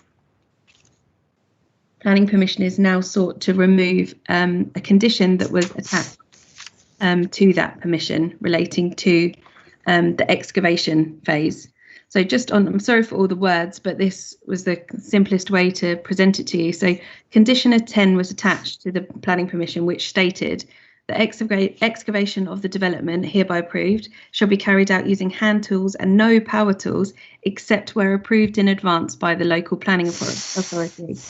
Now, this secured details and a justification of as and when power tools would be used during the excavation stage of the development, but it didn't prohibit the use of power tools entirely. It also didn't cover the life of the construction period. It was only the excavation stage, so that anything below the ground level. Officers are now presenting to you a recommendation to remove that condition. And it's because we now have something else that we can offer that we believe provides greater benefits. So, and that is the new Code of Construction Practice condition, which is included in the pack. I won't read that out to you now. You will have seen that. Importantly, the reason for that condition attached is to mitigate the impact of construction work. It also covers the entire construction process rather than just the excavation, and it follows a council-wide initiative to improve the overall impact of construction in the borough, because we have notoriously had problems, as you all well know, for many, many years. And we now have a specific team set up in the council who can monitor that work, that construction process, called the Construction Management Team, but commonly known as CREST. So this was the document that was adopted in April 2019. Members probably already know about it, and I've expanded in the addendum on what that entails. There are lots of different elements to that code. So it talks about site categories, compliance with the code, various other things. But most importantly for this application, there is a section in it that secures neighbour engagement, and it secures details of what will happen in terms of noise and vibration and dust and air quality, all really key issues for this proposal at York House to be acceptable. On this, I've just taken some snapshots from the document, specifically with noise and vibration, the key points that are made. And I think it's really helpful. In paragraph 10.2 of the code, it talks about the use of mechanical and powered plant and the fact that that is the main source of noise from construction sites in the borough. And this code can and does require that the quietest equipment is selected and well maintained, and there are other measures in place to reduce the impact of that. It doesn't, again, like the other condition, it doesn't prohibit their use, but it's all about controlling, managing, and ensuring that it has an acceptable impact as far as possible. I've just put an image of an empty site construction management plan because members may not have seen this in detail. And this is the important point. It's not dealt with by the local planning authority. So the condition we attach ensures that it is done and that we can control it, but it wouldn't be the local planning authority that enforces that and manages that. It would be the team that has been set up to deal with it. But within the template, you can see on the right-hand side, it talks about what you need to provide, details of neighbour consultation being the second point, because it's very important, details of piling methodology, dust mitigation, air quality. So there's a number of things it encompasses. And then these are the next 2 pages, which there's only one more slide, so I'm not going to take you through everything. But this is details of the consultation, details of those methodologies, and we secure information of that. There may be other things attached to it. And again, that's the final slide. And the key one for us when recommending this application to you for the removal of that condition is that we're securing, by number 6, more detailed of noise and vibration mitigation. So that's why officers have now presented this to you, and we are recommending approval because we have come to the conclusion that this is a better solution. But members, obviously, we welcome your comments and your decision. Thank you. Thank you very much, Mrs. Ray. Now we have a number of people registered to speak about this. First of all, we have 2 objectors registered, Mr. Huntley and Mr. Evans, and you have, between you, 3 minutes to explain why you're opposed to this application. So over to you, please. I will speak, Chairman, on behalf of both of us till questions arise. I'm Graham Huntley. I represent the local area resident interest group, which includes York House and Burton's Court residents, who are both very interested in this application. Condition 10, as this committee will know, was deemed to be specific, reasonable, and necessary when it was put into effect. And it was to safeguard nothing less important than living conditions. It was rightly applied here. It's commonly used across RBKC planning permissions, I'm sure the committee will know. And it is the only clear means by which it is possible to determine that one acceptable planning building practice, namely the use of hand tools only, is more appropriate than an otherwise normal building practice, which is powered tools. Now that was, and we say remains, a planning matter, and there was no planning justification for removing the condition. And the applicant's argument that the code does the same thing, we feel, is based on a false logic. Unlike condition 10, the code is, as we've just seen, general and unspecific. It makes no mention of hand tools or even tools at all. Removal, we say, would undermine the role of the committee by reference to something that is concerned with something different to the committee's own considerations. And a simple example is the key issue of noise. What we're talking about here is foundation and party wall work in a building in which a large number of flat owners are living, and nearby as well. And as regards noise, what the code seeks to suggest is there should be an objective of aiming for an average noise level of 70 decibels over a 10-hour period. It says nothing about background existing noise and how low below 70 it is, nothing less even about spikes in noise above 70, which is very important to residents living on the site. And it is a development in a closely and densely apartment building. Now, the applicant's noise and vibration study is generic. It's speculative. It was drafted 2 years ago. But what the code says in section 11, to which you weren't taking, is something rather different. What it says is that structural borne noise, such as works of this kind on a foundation in an existing occupied building, produces consequences that we are told difficult to accurately predict. And that's why the code says there are very few mitigation measures that can be implemented. So the code we suggest is dealing with something really rather different. It's trying to apply universal general practices as regards building practices, hours of working, procurement of licenses, permissions for skips and parking and so on. It tries to deal with uncertainty through consultation. And I'm sure this committee will know that there's one thing that has been a dismal failure on this site has been consultation with the residents. Now, any attempt to meet the concern they have got, we say, with a fuzzy, generalised code with no real enforcement teeth, monitored by employees with liaison-only responsibilities who are not part of planning, we say is a false step and shouldn't be taken. And for the avoidance of doubt, the residents do not wish to trade their existing clear protection of the condition for a generalised and unenforceable, unsupported suggestion that it will somehow reduce build time. What we say is needed is the existing condition 10 in place. And it's perfectly appropriate to align that with the code for the softer consultation issues. They're different things and they shouldn't be treated as the same. Now, the applicant himself does not argue that the removal of the condition is necessary for the development. He just says that the code is an appropriate replacement. My submission... I have to stop you there, Mr. Huntley, because you've exceeded your 3 minutes. Very helpful comments. Thank you very much. I don't know whether it's Mrs. or Mr. Evans, but I'm afraid that person has no time left to speak. I don't know if he or she was planning to speak, but I'm afraid the 3 minutes has been used up.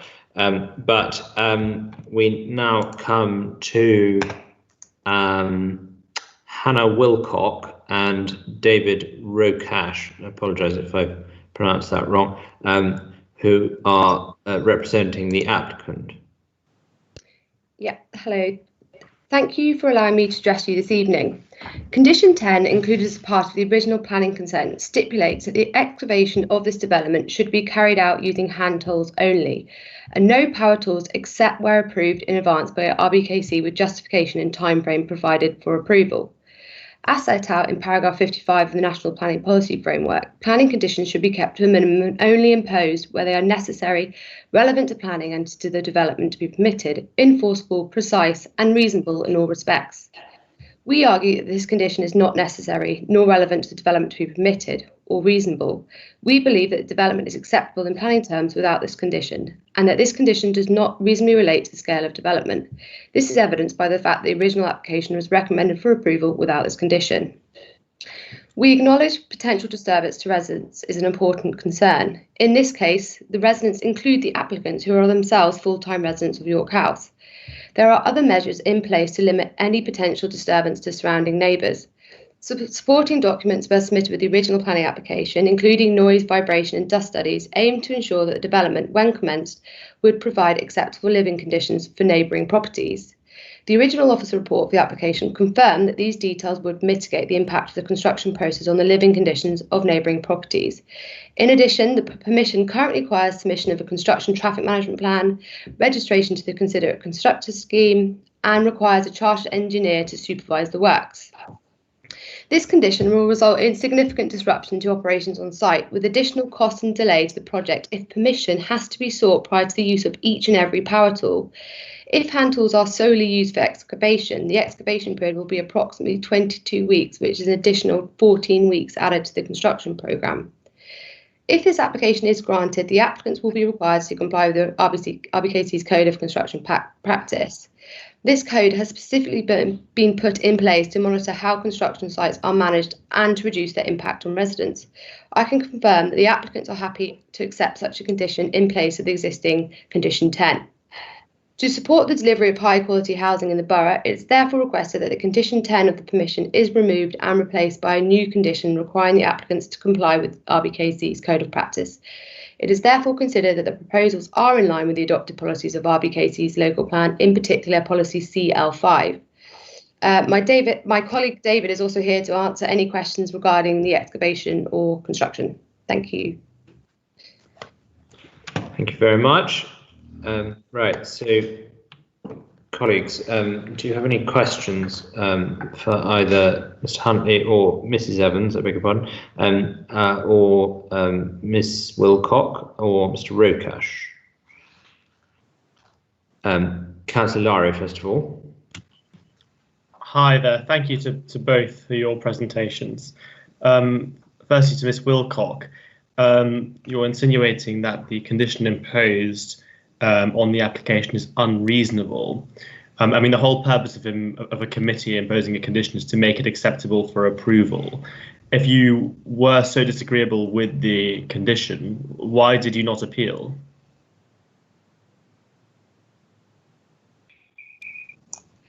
Because we've only just started to look at all the conditions in detail. It was placed in committee, and I think at the time the applicant were sort of involved in other matters, so he didn't feel it was necessary or appropriate at that time to appeal.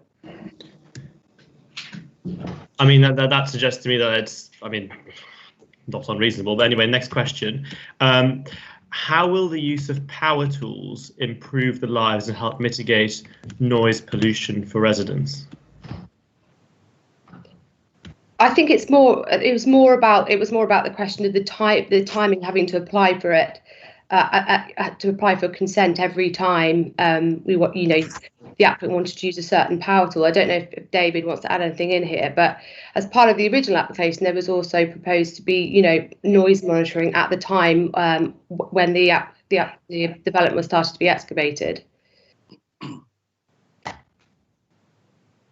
David, do you have anything to add? Sorry, I would just reiterate what Hannah's saying. The current condition allows us to use power tools, but we'd have to submit every single time we wanted to use a particular power tool. That would mean a consultation period and potentially 8 weeks, which is just not feasible on a construction site to wait to use a particular power tool.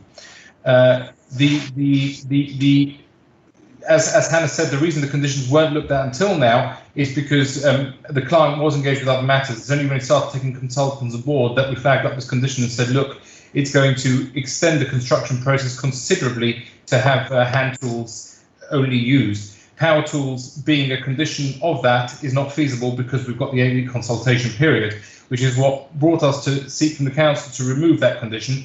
And the case officer recommending that we keep within the code makes absolute sense to us, because we would look to have a considered contractor scheme, and the sort of contractor we're using will be well versed in the code of construction practice that RBCK have currently got on anyway.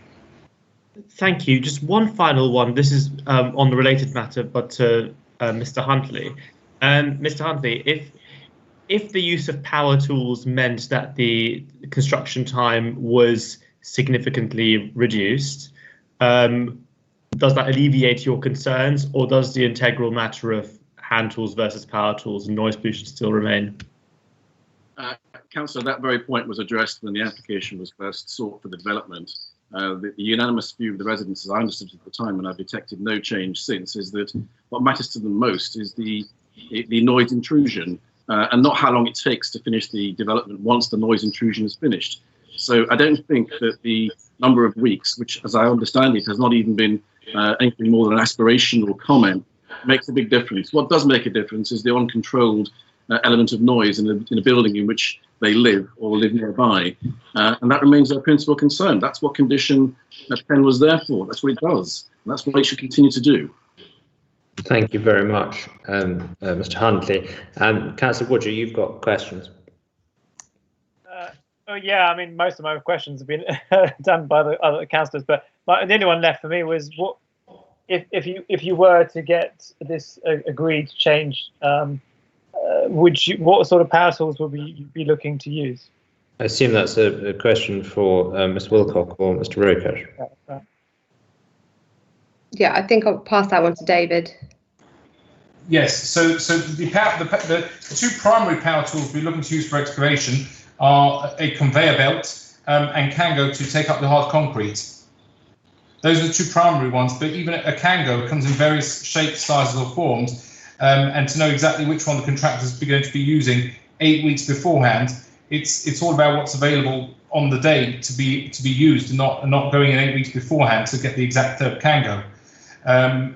Similar to a conveyor belt, there are various systems of a conveyor belt, but to take out the excavation, the muck away from the site, and particularly when we're digging the basement, hand wheeling it out is going to take significantly longer than a conveyor than taking it to the conveyor belt straight out to a skip.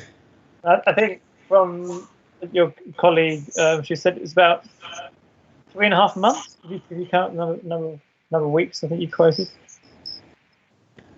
Sorry, it's additional 14 weeks. Yeah. We're looking at the construction program of additional 14 weeks just on the excavation side.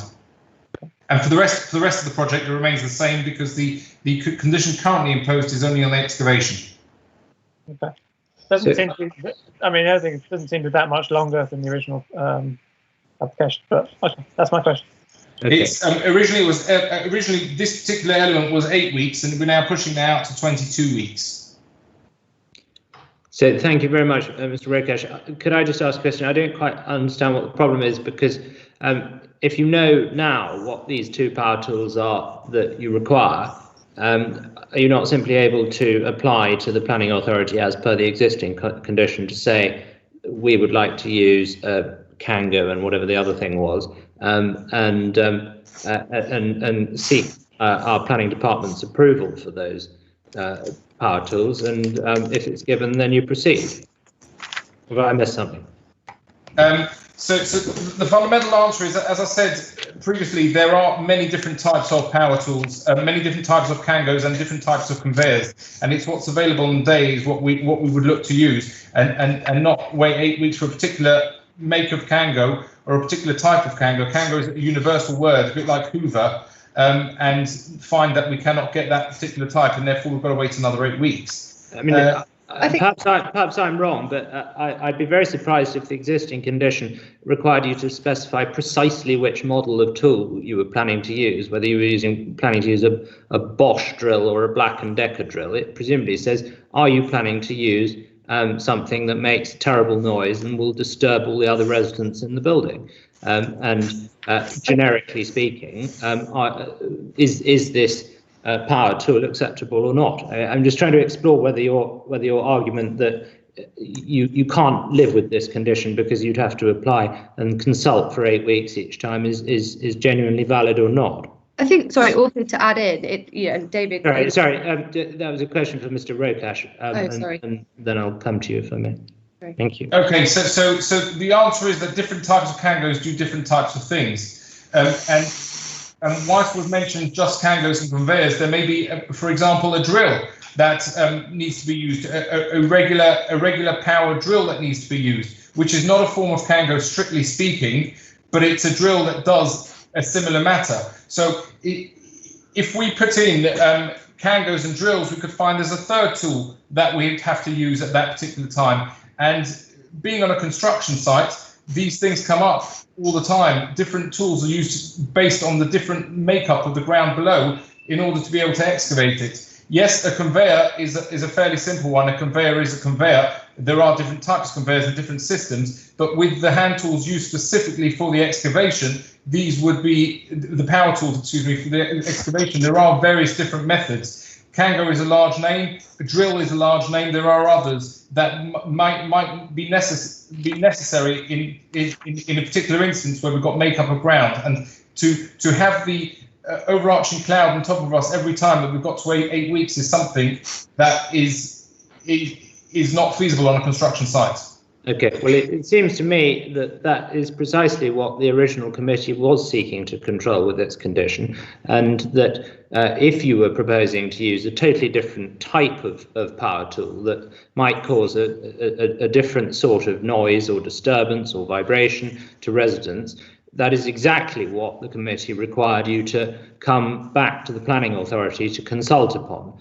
And it seems to me that the proposed alternative may not be sufficiently strong to deal with this. And the point Mr. Huntley makes, that it's a one-size-fits-all construction plan code, may be a valid one, because this is a particularly tricky site, as we know, where bits of accommodation are being shoehorned into every available space, as I think I said at a previous committee when we were considering one of these York House developments. I'm not quite sure that I am able to accept that the existing condition is inappropriate, because I think the very fact that you're coming back to ask to have it removed is showing exactly why it was appropriate in the first place for this particular site. But I mean, if you've got any comments and any explanation for why I'm wrong about that, please go ahead. I think, sorry, just to cut in. Yeah, Ms. Wilcott, please do. Yeah, so I think just as part of the, I think it's recognised that, this condition allows you to have, to submit some information to use power tools, but there's also other conditions that are associated with not necessarily the excavation, but as the construction traffic management ban, signing up to consider a code of construction. As part of our original noise report, there was quite a lot of mitigation measures proposed to mitigate any noise. So, for example, noisy works restricted, acoustic screening if required, potentially or subject to detail, all plant vehicles would be fitted with exhaust silencers. There was recommendations for noise monitoring on site and ongoing consultation. I think the point here is that, yes, it's the fact that we don't know as part of the construction what tools we will and won't use. And I think the code of construction practice, we will still have to set that out. We will still have to set out and give information on those tools that we're using, but we wouldn't necessarily have to apply for it each time. There would also be further consultation during the construction. There's a point of contact for anyone who has any concerns on site. Again, the noisy works would be restricted. So there is a high level engagement, and that's one of the reasons why the Code of Construction was introduced in 2009 to allay concerns from residents.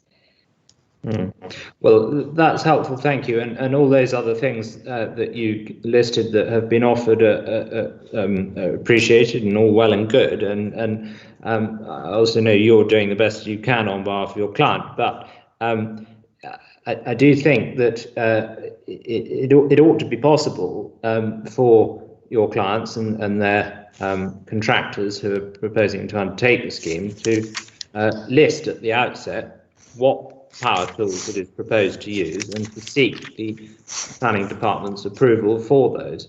And I think that is what the original conditions sought to achieve. But that's me just expressing a view, and this is meant to be about questions. So if there are further questions, I think there are some from Councillor Evans. Chair, you raised my point. I was going to ask why they couldn't, they're professional builders, why they can't just say we will need X, Y, Z, even if they don't need all of them. But it would make sense, especially as a business person, to make a list of any possible tools they might need. And that would make it easier to comply with the condition.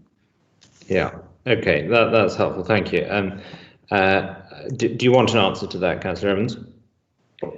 Or is that yes, I'd like to hear what he says. Okay. He being Mr. Roca. Yes, it's Mr. Roche. Yes. So putting in a wide array of tools is an option, but I doubt that's what the council and the case officer, indeed the residents, want to see being done. Yes, we can put in a wide range of tools and use a selection of them.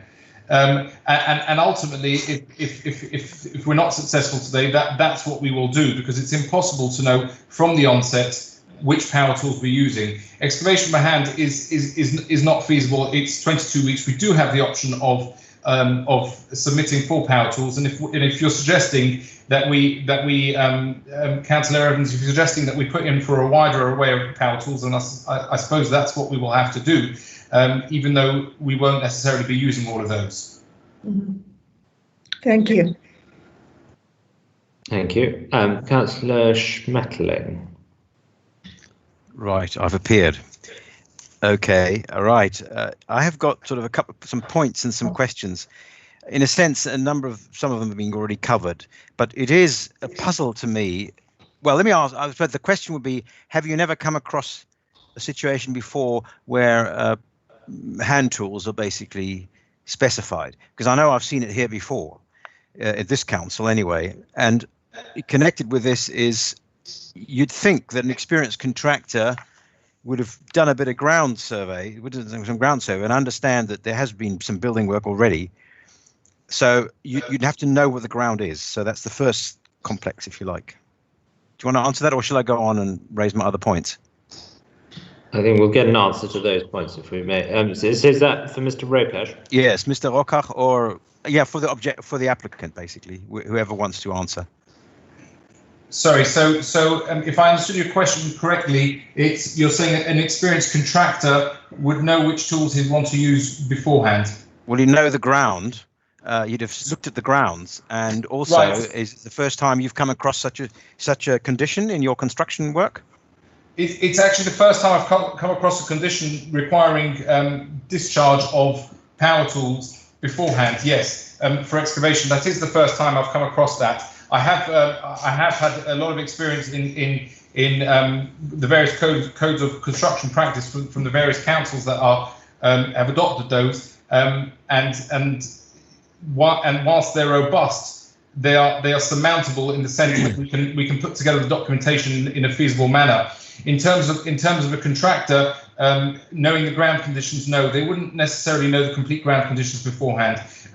Anyone who excavates below ground will know that the conditions in one particular part of the site where you've done some trial holes are very different to that in another part of the site. So they wouldn't know that. And at that particular point where they hit for example, they hit a lump of concrete 1.5 meters to 2 meters below ground, and they needed a particular core drill or something like that, they would have to go and get that core drill. So as I said before to Councillor Evans, what we'll have to do is put in everything that any contractor would ever use below ground in order to overcome that. And that would include the core drills, the kangos, the drills, and the conveyor belt, and anything else that an experienced contractor would need to use. Thank you. I mean, I must say, this is central London and it's densely populated with extra problems.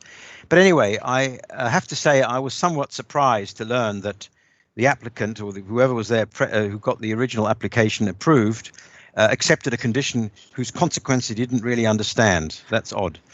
And just for the sake of this committee, could you please spell out what a kango is? Mr. Rokach? Is it possible to answer the first bit? Sorry, is it possible to speak to that? So just for this condition was actually placed at the time of committee. So we weren't aware that this condition was going to be placed on the consent at the time. Yeah, but you were there at the committee meeting, were you not? Yes, no, sorry, we were there, but there wasn't really an opportunity at the time to say that we wouldn't agree to it. I think there is a case of, the application potentially could have been refused, and we obviously wanted to have a look at it in more detail following that consent, and now this is why we're today. Okay, thank you. And now, could you please spell out kango? I mean, we can all Google it, but I think you should, for the record, it should be spelled out. Yes, sure. A kango is a type of jackhammer that's used and it uses both vibration and a chisel directly at once in order to chisel away at ground. It's used mostly on the top level of the ground where you've got the concrete and for any lighter obstructions. Okay, thanks. Now, in this connection, I would like to say that, I know I have myself suffered construction projects around where I live, and I know what jackhammers can do. And we are a particularly difficult time here. First of all, it's a very densely populated area, as most of the borough is. And the problem with noise is, you see, and the problem I have with this worthy sounding alternative is that it's worthy sounding. But the fact of the matter is, I know it from myself, I know it from other people who've suffered noise in different contexts, that it's all very well to have average noise, as was said, and also to have somebody on the ground, on the site to complain to if there's a noise. The fact is, if I get a jackhammer and I'm disturbed, that's done. I'm disturbed. And okay, the construction hours are from 8 to 6. So at 8 o'clock, I might wind up being disturbed. And, you know, I might still have been sleeping and it's gone. I mean, it's all very well for me to go and complain to somebody on site, but it's gone. The disturbance has occurred. And of course, as you know, presently, more people are working from home, causing an extra problem. And I don't know how you would mitigate this problem without the ban, well, the ban's the wrong word, without substantial control on power tools. So if I just come back to that point, a Kango in its wider term would have to be used on a site like this. There is no way to do the excavation to take up the hard ground without a Kango. Kangos are used on every site where there is excavation and where there is hard ground standing at the top level. So as I understand it, we're not prohibited from using a Kango. We are asked to submit what we will use as a point to discharge this condition every time we want to use it. I understand, but yes, of course, the whole idea is that you're not banned. Of course, there are certain things you must do with a power tool. That's understood. That's logical. But I think the way this condition is written is that it really focuses the attention of the builder to use it carefully. And I don't think that, I mean, the question is whether another method would do it. And this way, there is a potential sanction on the construction works. Whereas if that isn't there, then there's no sanction. No real sanction that's enforceable and useful to the residents. So there is, whichever way we went with the Code of Construction Practice or with the current Condition 10, a Kango, there is no other way to do it but with a Kango, but with a type of Kango drill. Okay, well, thanks very much. I think that answers that. Deals my questions to the objector and applicant. Very good. Thank you all very much. Colleagues, I understand Mrs. Evans, who didn't get the chance to speak, is in the virtual room. If anyone has any questions for her, please go ahead.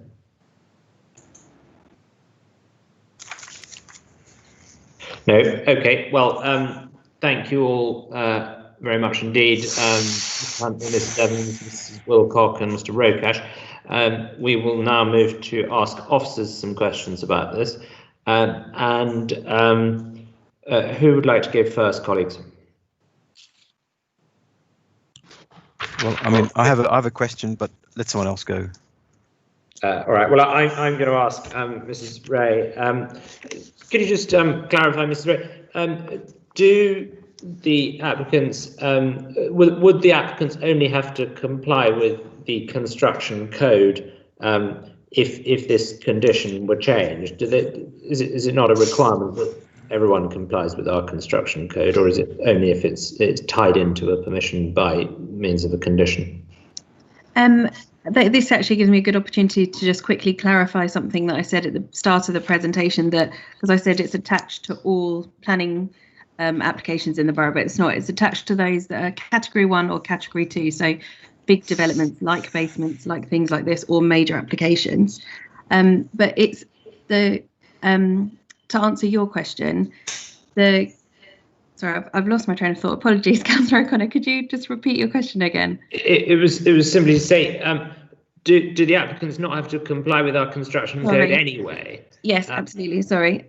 They do have to apply with the general code that came into force, I believe, in 2016, and that's hours of working and so on. But this goes further. So this condition secures a bond, and it secures the officer time to monitor that site and to keep it under control. And they're signed up to provide details, so they're not that the checklist that I showed you in the screen, the last 3 slides.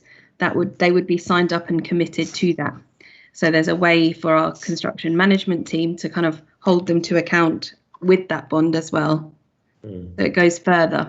I think that you've alighted on a key point, that it's the construction management team who would be holding them to account to some extent, and it's not us as the planning authority holding them to account or providing prior consent. The existing condition provides a sort of an extra built-in safeguard for the planning authority to be able to pre-approve use of power tools, does it not? And the alternative is a more sort of reactive process, whereby the construction management team would come along if there's a problem. Is that right? To a degree in terms of enforcement, but they would have to get the condition pre-approved, so they'd have to do the last 3 slides I showed you with the site set up and all that information.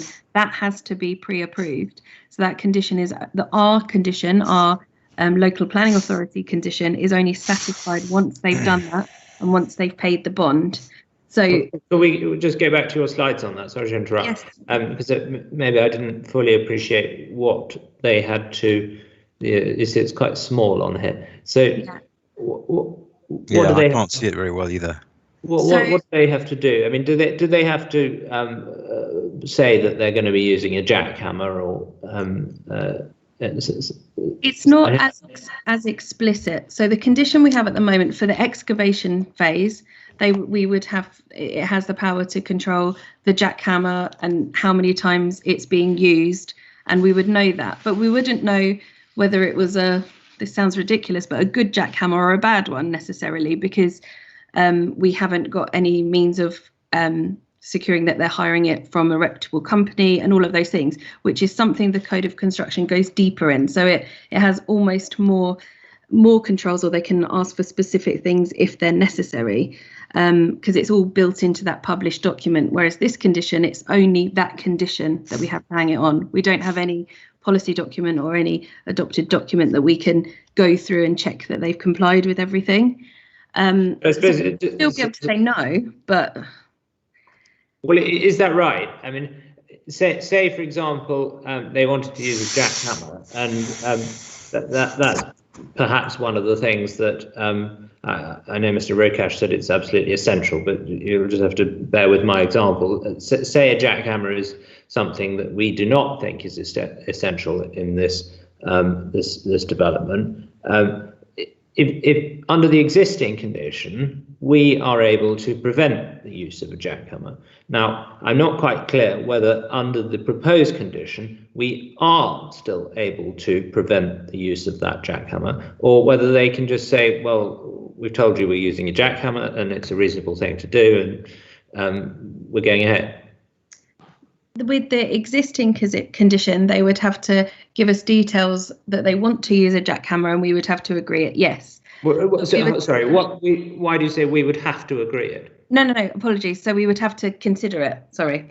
So they would submit a statement to us to satisfy this condition on the screen in front of you, which says we are proposing to use a jackhammer for 10 days. I'm plucking these figures out the air, so please excuse me, for 10 days between 8 and 6 at intermittent periods.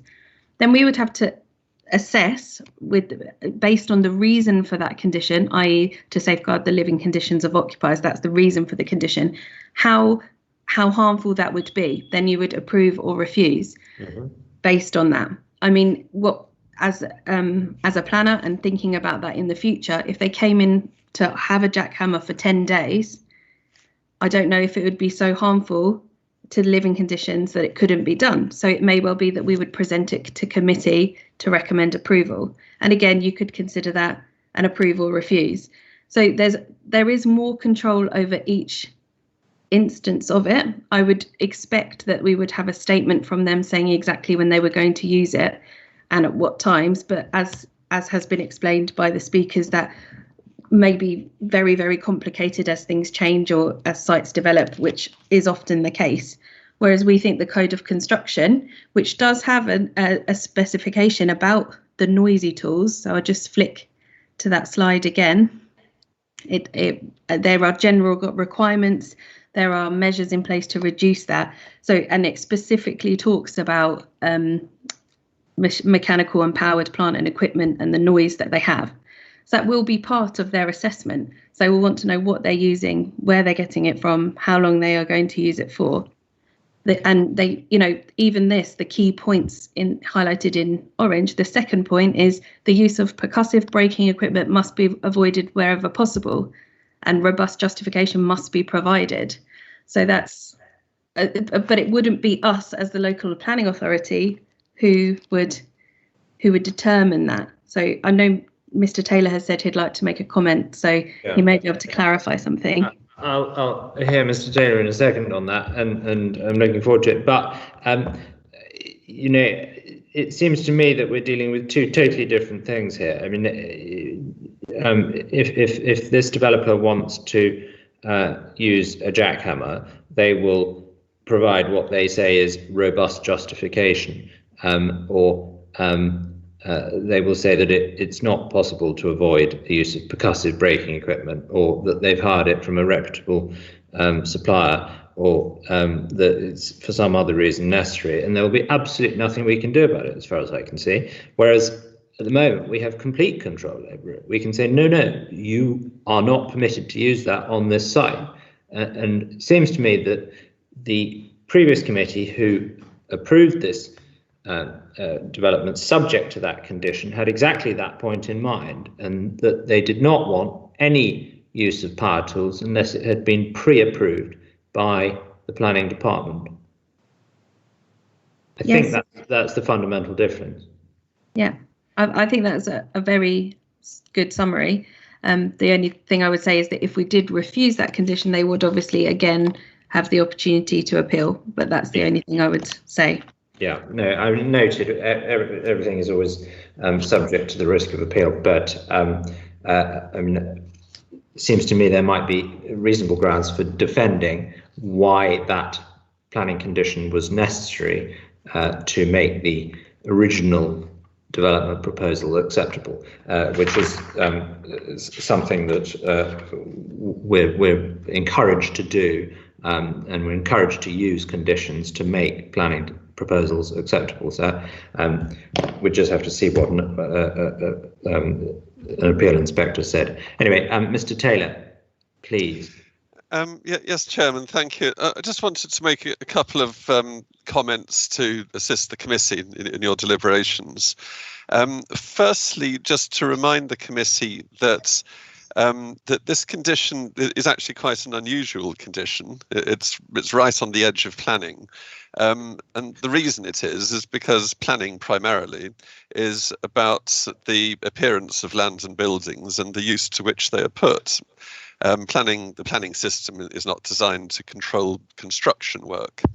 And that is why the control of construction work is much more effective when it's done through a dedicated team, such as the construction management team. That's why they were set up in Kensington and Chelsea, to bring together all the various pieces of legislation, not just the Planning Act, but the Control of Pollution Act and the Highways Act and so forth. Now, in practice, the planning authority needs to be asking themselves, or the committee, I think, needs to be asking the question, but what is being added to the process if we had the existing condition or in comparison with the proposed condition? And in reality, under the existing condition, obviously the applicant would have to put a request in to use power tools on a certain date for a certain purpose. But as planning officers, we would not have a clue how to respond to that. You know, I don't know one Kango hammer from another. So we'd actually be consulting the construction management team in any event. In other words, it would still be the construction management team advising us as to what tools were reasonable, what tools were appropriate, what tools were inappropriate. So the planning authority would effectively be reduced to a sort of, you know, a mid-stage. And we'd still be operating on the advice given by our construction management team. So I just wanted to clarify that the actual... Mr. Taylor, as the first point as a sort of broad statement of principle is very helpful. Second point, I still think that where we differ on this is that the construction management team who you would consult when a request came in would effectively have the power of veto because of the way that the current condition is set up. If they said, no, this is inappropriate, this developer does not need to use that, they would convey that information to you, and you as the planning department would write back to the developer and say, no, sorry, we are not agreeing to this use of this particular power tool. And if it were the other way around, with your proposed condition, simply with compliance with the construction code, then there'd be very little we could do about it, because the developer would do all the things I just said. They'd provide what they said was robust justification for why it should happen. So, I mean, correct me if I'm wrong, but there is a power of veto under the existing condition, and there is not under the proposed condition. The proposed condition would have a power of veto, but that power of veto wouldn't lie with the planning authority. It would lie with the council, but not the planning authority. It would lie in the other arm of the council that's relevant here, which is the construction management team. In which case it sounds as though I've misunderstood. I can't see anything, certainly on the slide that Mrs. Ray's got on the screen at the moment, or my understanding as she's explained the construction code, that says that the construction management team can say no. I mean, well, the construction management team say no to a lot of things. I mean, they're on building sites every day of the week, saying no to this and yes to that. That's responsive, I completely accept. But in terms of the earlier stage, there's a consultation process involved in formulating a site construction management plan. And at that point, the construction management team can be absolutely prescriptive as to what they would accept in that plan and what they wouldn't. That the construction management team can bat that plan back. This is before any development can take place, because it's a pre-commencement condition in planning terms, and they could bat back, consecutive site construction management plans if they thought that there were not sufficient or appropriate controls in terms of the use of tools. So that it's a document that is still consulted upon. The key difference is that it's not the planning authority taking those decisions. It's the other part of the council, which is the construction management team. But there is still control. And then the other advantage is that control would last for the entirety of the development. It wouldn't just be limited to the excavation stage. I don't think we shouldn't underestimate the power of the bond. The only way to hook the developer into the setting aside of a bond to cover enforcement of the code is through the planning condition. So if this opportunity to attach the revised condition or to bind in the code of construction practice is not taken, then there wouldn't be a bond set aside, and that particular incentive for the developer to keep within the code would be denied. You put a persuasive argument forward. I hadn't appreciated, and I would like you to confirm it one final time, that under the proposed condition, i.e. the code, that we, the council, even though it's the construction management team, do have the absolute power of veto over any particular power tool. Can you just confirm that that's absolutely right?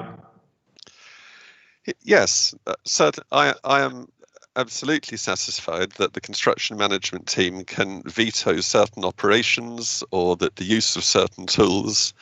It's the test they would have to use would be the same as the test that the planning authority would use.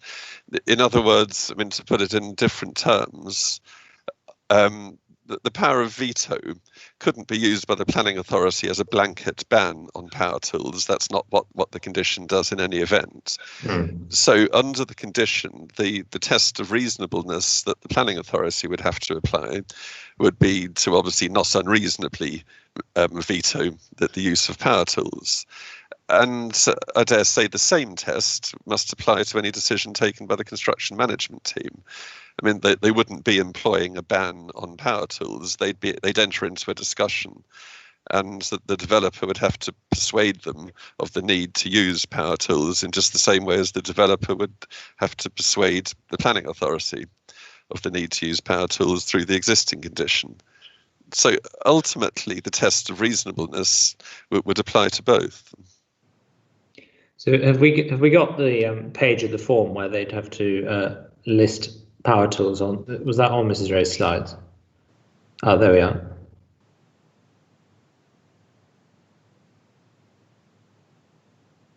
Is that's presumably not the whole form? Oh, or is it?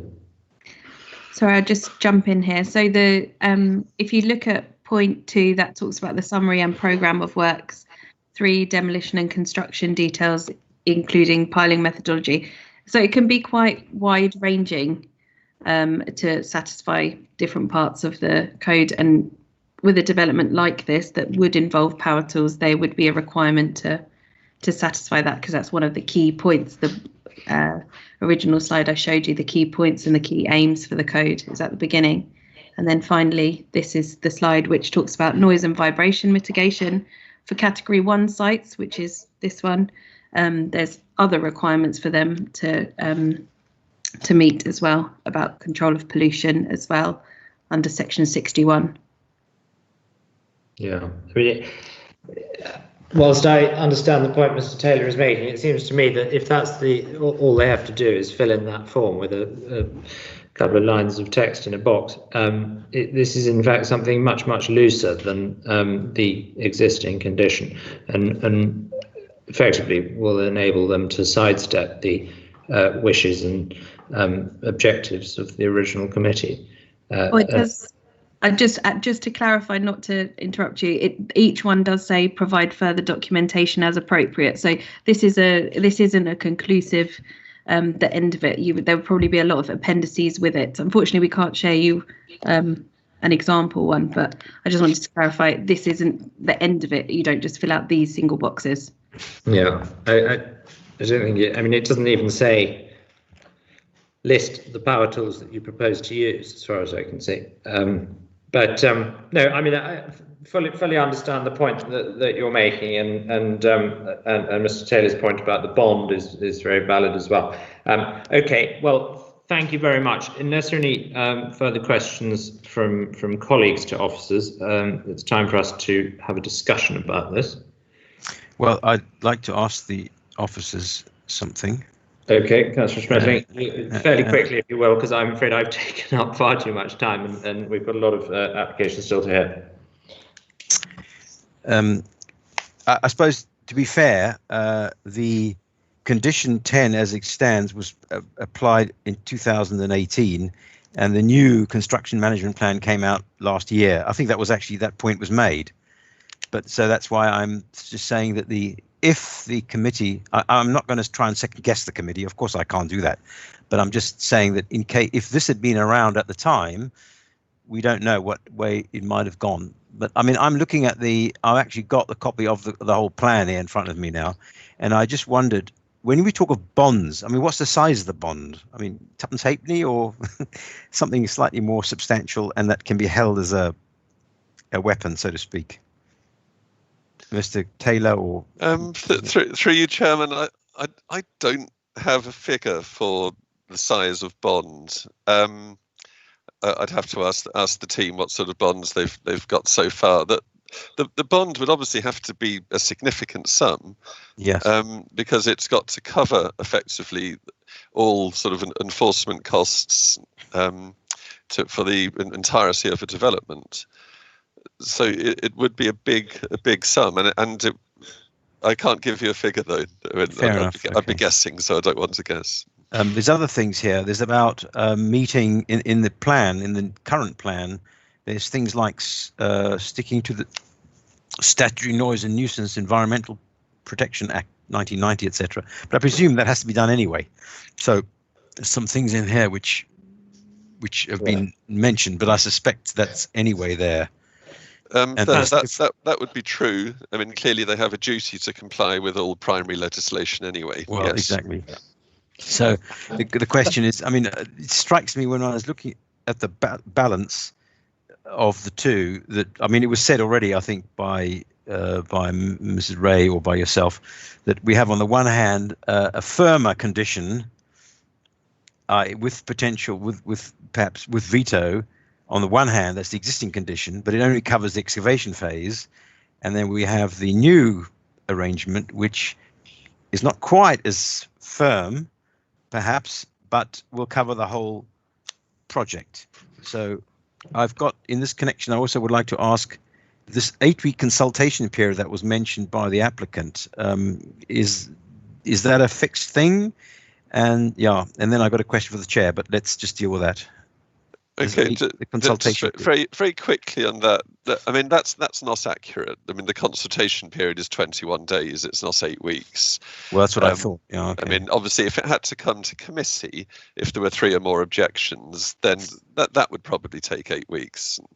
But the consultation is 21 days, not 8 weeks. Thank you very much. Okay, thank you very much. Councillor Schmetling, did you say you've got a question for me? Yes, in this context, I mean, are we allowed to ask the objector, having heard what we've discussed or what's been said about the new arrangements, could we ask for a comment? No, I'm afraid not, both on matters of time and the procedure that we follow, because we need to get on and discuss this and then reach a view. Well, on time, sorry if I interrupt, but on time, I think, it's people's lives at stake here. So I think a couple of minutes on that. Yeah, no, they had their opportunity to speak, and it's now for us to discuss where we go with this. I think it's been summarised very helpfully. We've heard a lot of views, and officers have provided a very comprehensive explanation of why the proposed replacement condition would do the job just as well, or in their view better, and obviously the applicant agrees with that view. It seems to me, however, that the original committee applied the condition that it applied for a reason, and that they wanted pre-approval of any use of power tools, amongst other things, and that we would be ceding control of that if we allow this condition to be removed. So, colleagues, are there any views on where we should go with this? Are colleagues happy to change the position adopted by the previous committee, or do we wish to stick to our guns? If I can speak, I would say we should respect the commitment to the decision of the previous committee. Thank you. Councillor, Councillor, you agree? Yes, I agree with that, because they knew what they were signing up to, and now to start renegotiating, I don't think it's at arm's length, quite frankly. I think we have to uphold the original. Councillor Laurie? I entirely agree, and I think that the explanation that they were too busy at the time to consider the condition or think about it is not adequate to justify now coming back 2 years later to remove it. And Councillor Schmetling? Well, actually, I agree with Councillor Laurie's comment there, that last comment, but I will abstain, because I think that we should. What we don't know is whether in a minute or so we could ask the objector, and if they accept the new condition, maybe there's no objection. That's what I'm saying. So that's the reason. But anyway, that's my opinion. But that's all I have to say. Fine. Well, thank you very much, and noted that you will be abstaining. So the recommendation is to grant planning permission on the satisfactory completion of a legal agreement to secure the new residential unit as parking permit free and with the conditions listed in section 9 of this report. And can I see those in favour of the recommendation? None. Those against the recommendation, could you speak up, please? Councillor Evans? Sorry, I'm a little confused about how we're voting here. Yeah, so we're voting firstly on the recommendation as put forward, and then if that is not carried, there will be a new motion, which we will also vote on. So, okay. Are you voting to grant planning permission as proposed, or are you voting against it, i.e. to uphold the wishes of the earlier committee? I am voting to go along with the original condition. Okay, so you're voting against the recommendation. Yeah. For just in case it helps people, I am also voting against the recommendation. Councillor Woodger? Yeah, I'll be voting to refuse and maintain the original decision. And Councillor Lowry? I'm against the recommendation. Okay, thank you very much. And officers, stop me if I'm wrong, but I think we now need to have a motion to refuse planning permission and to give reasons. Or is it to refuse planning permission, or is it to refuse the removal of this condition? I don't know. Well, Chairman, you're deciding, effectively deciding the application. So you've already decided that you wouldn't grant permission. So what you now have to do is decide on a reason for refusal, and then you ask the committee whether they would refuse it on that ground. Yeah, so I think from what I understand is that the committee wishes to retain the planning authority's absolute right of veto over the use of power tools and to retain the existing condition 10 as it was applied in the original planning permission. We do not think the proposed alternative is a satisfactory alternative. Is that an acceptable thing for us to vote on? Yes, it is. I might suggest you change the wording very slightly. Effectively, what you'd be voting on is the fact that in the absence of condition 10 as it is at the moment, there would be insufficient protection for residents against unacceptable disturbance from the use of tools. There we are. Much better put by Mr. Taylor than by me. We are now going to vote on that and to refuse planning permission because of that reason just set out by Mr. Taylor. So could I see those in favour of the refusal of planning permission? I am voting in that way. Councillor Woodger, can you just, for the tape as it were, state that you are? I can see your hand raised. Councillor Evans? Hand raised. Thank you. Councillor Schmetterling, you're abstaining, I assume, again. Are you abstaining? Yes. Yes, sorry, I had to unmute myself. Yes. And Councillor Lowry? I'm voting in favour of the new proposal to refuse. Thank you very much. That's all clear. So 4 councillors have voted to refuse on the basis set out. That is refused on that basis. Thank you very much indeed. And we now move to number 6, Redfield Lane. Is that Mrs. Savras? No, unfortunately, it's me again, Chairman. Sorry, Chair, do you think we should take a short break? It's been 2 hours, 2.5 hours. So it has, yes. All right. Well, since you requested that earlier, can we take a 3-minute break?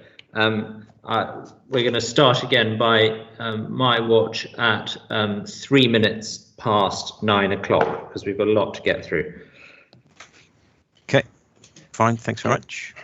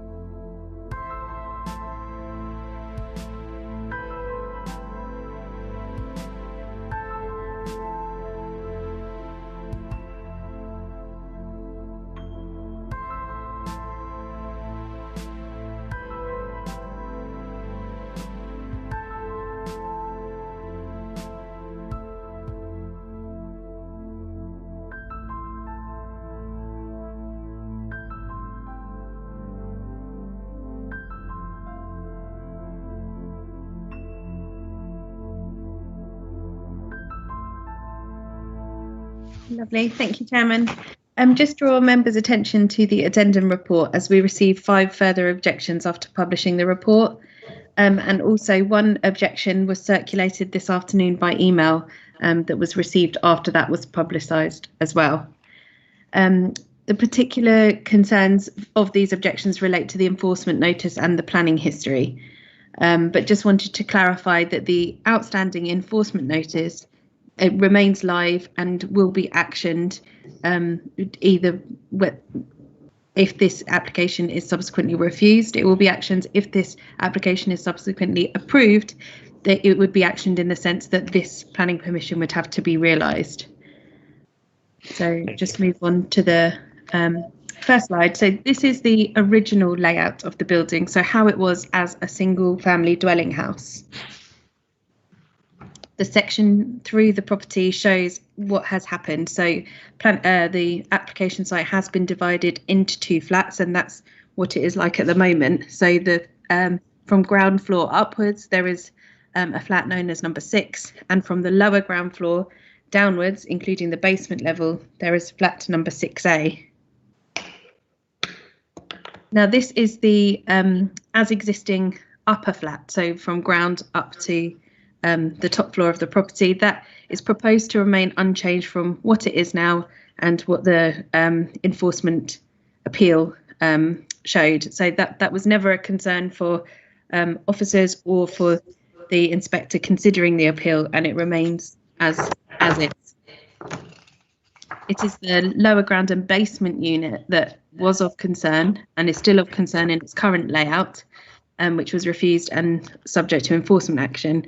So as you can see from these plans, there was a 3-bedroomed property proposed with all 3 bedrooms at the sub-basement level. So we had 2 bedrooms served by a small light well at the back and 1 bedroom to the front that was served by no direct natural light or ventilation, only through borrowed light, which was from the reception room above. So that was deemed to be unacceptable, refused, and the enforcement notice we served was upheld. The proposal under consideration is an attempt to overcome the concerns we raised and improve the accommodation. So the reason it was refused was because of the poor light and poor outlook and poor environment, with everything set at the lower levels and in particular rooms without windows and so on. So the new proposal, on balance, officers think is acceptable, but it still shows 1 bedroom at sub-basement level. You can see at the top of the plan on the left-hand side, and this has kind of 2 points of outlook, but onto the same courtyard, with an ensuite room and a different layout to what was previously proposed. The rooms to the front are now proposed to be used as ancillary accommodation for things like utility, storage and bathroom areas. At lower ground floor level, we have the 2nd bedroom proposed, which now has light and outlook from a direct source, as does the rear reception room. So that concludes my presentation. Officers are recommending approval subject to a legal agreement to secure the new layout as explained in the report and a permit-free development. Thank you. Thank you very much, Mrs. Ray. Now we've got people speaking against and for this application. First of all, we've got Councillor Spalding, who is the local ward councillor and is known to all of the other councillors. Councillor Spalding, you've got 3 minutes when you're ready. Thank you, Chairman. Can you hear me? Yes, thank you. Yeah, thank you. There are 2 main points here I would like the committee to think about. First of all, not the architecture of this, but the use. The conservation area appraisal points out that everything in this street is 3 stories. So this building is harming already because it's much higher than the others. Now, they're all single family homes. This is how they were intended, and this is how they were built in 1860, of 3 stories. Historic England says about conservation areas, does an application reflect the traditional functional character or former uses? And our own council's policy CL1H says if we're carrying out alterations, the characteristics of the type of building must be preserved and enhanced. And I think it's clearly not. The conservation area appraisal says where the quality of an area has been eroded already, as it has been here, the council will take steps to ensure that the new development or other schemes will improve the environment, i.e. protect the conservation aspects. That's the first point. The second point is the appeal, really, which was rejected by the inspector, says upheld the council's opinion. The previous planning officer said this layout of this sub-basement, it's a second level basement, whether it is really the intended use of the basement area, that room will be a storeroom, the one that has no windows. Now, the inspector said the standard of living conditions is significantly below what we should reasonably expect. And this second reception room, or bedroom 2, as it could become again at basement level, has poor outlook, poor lighting. And the inspector said specifically in his point 20, I have not been advised of any reasonable mechanism to ensure that the layout could be controlled in perpetuity if future changes to the internal floor plan are not submitted for planning permission, as they wouldn't be. So this stands, I'm afraid, the inspector's worry that this sub-basement is not habitable, and therefore it shouldn't be allowed, and therefore it must be returned to a single family dwelling as every other one in the streets. I've looked at the electoral roll, and 1 to 13, every single one of them is either a single person or a single family or a single habitation. And so I think this drives a steamroller right through the village conservation area, which is why you had so many objections. Everybody who lives there for that reason, that since 1860, this borough has preserved the nature of the single family dwellings. And they don't want this splitting. Thank you very much, Chairman. Very much indeed. Your 3 minutes right. Thank you, Councillor Spalding. And now we have, I think it's Mr. Moorhen, the architect, registered to speak. Mr. Moorhen, 3 minutes when you're ready, please. Yes. Are you receiving me okay? Loud and clear. Thank you. This application relates to the conversion of an existing property into 2 flats. All changes required to implement these works are internal to the property. There are no external alterations proposed.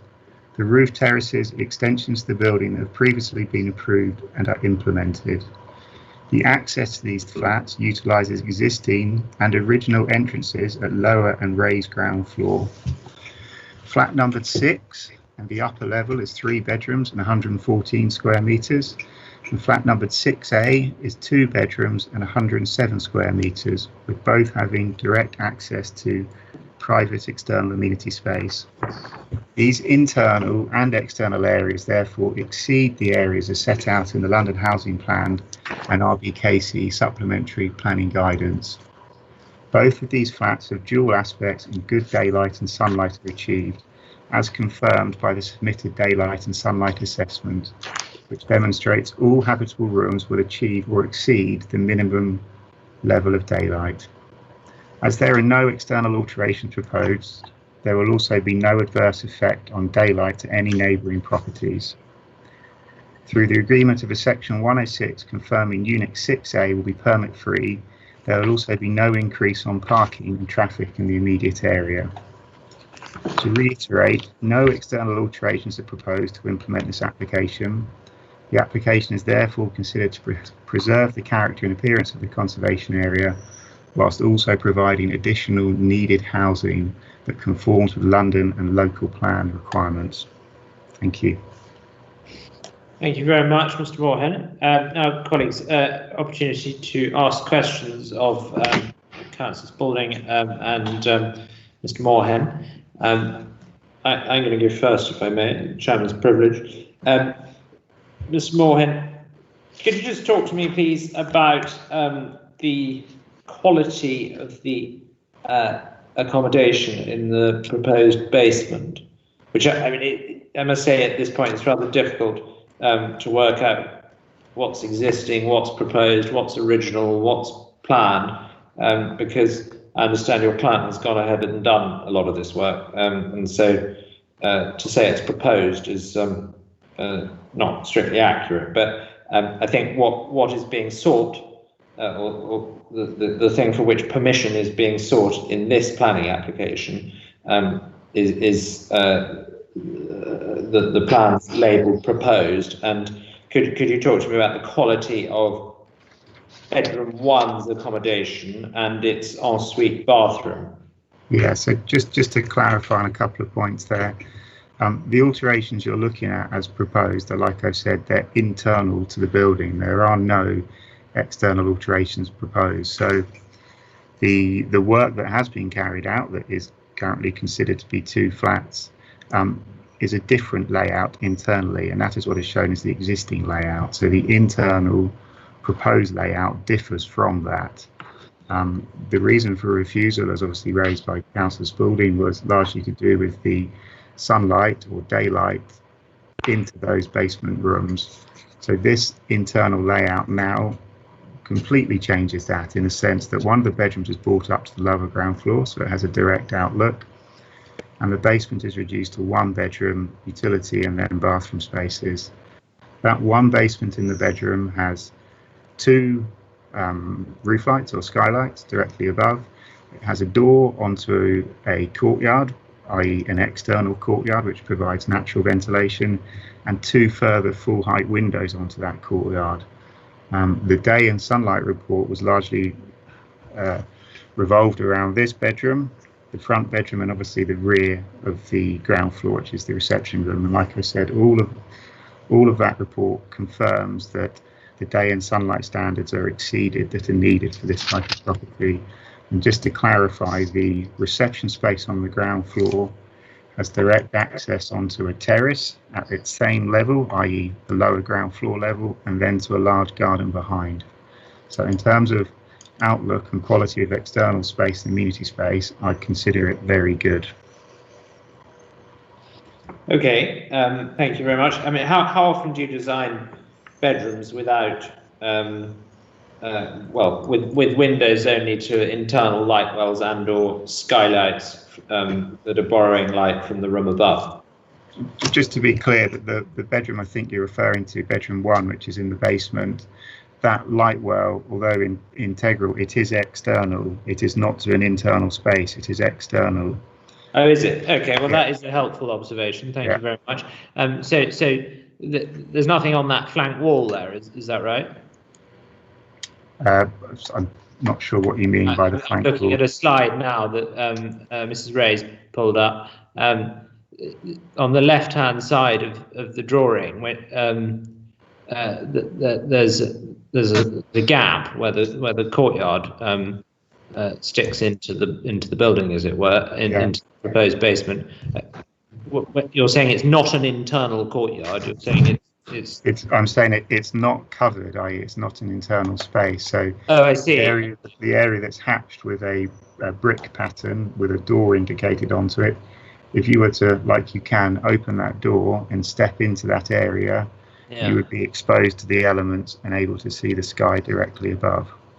Yeah, through a sort of great tunnel going up 4 stories or something. No, 2 stories. It is lower ground and basement below. So it's 2 stories. It's not 4 stories high in that element. It's 2 stories. I see. Okay. Well, that is helpful. Thank you very much indeed.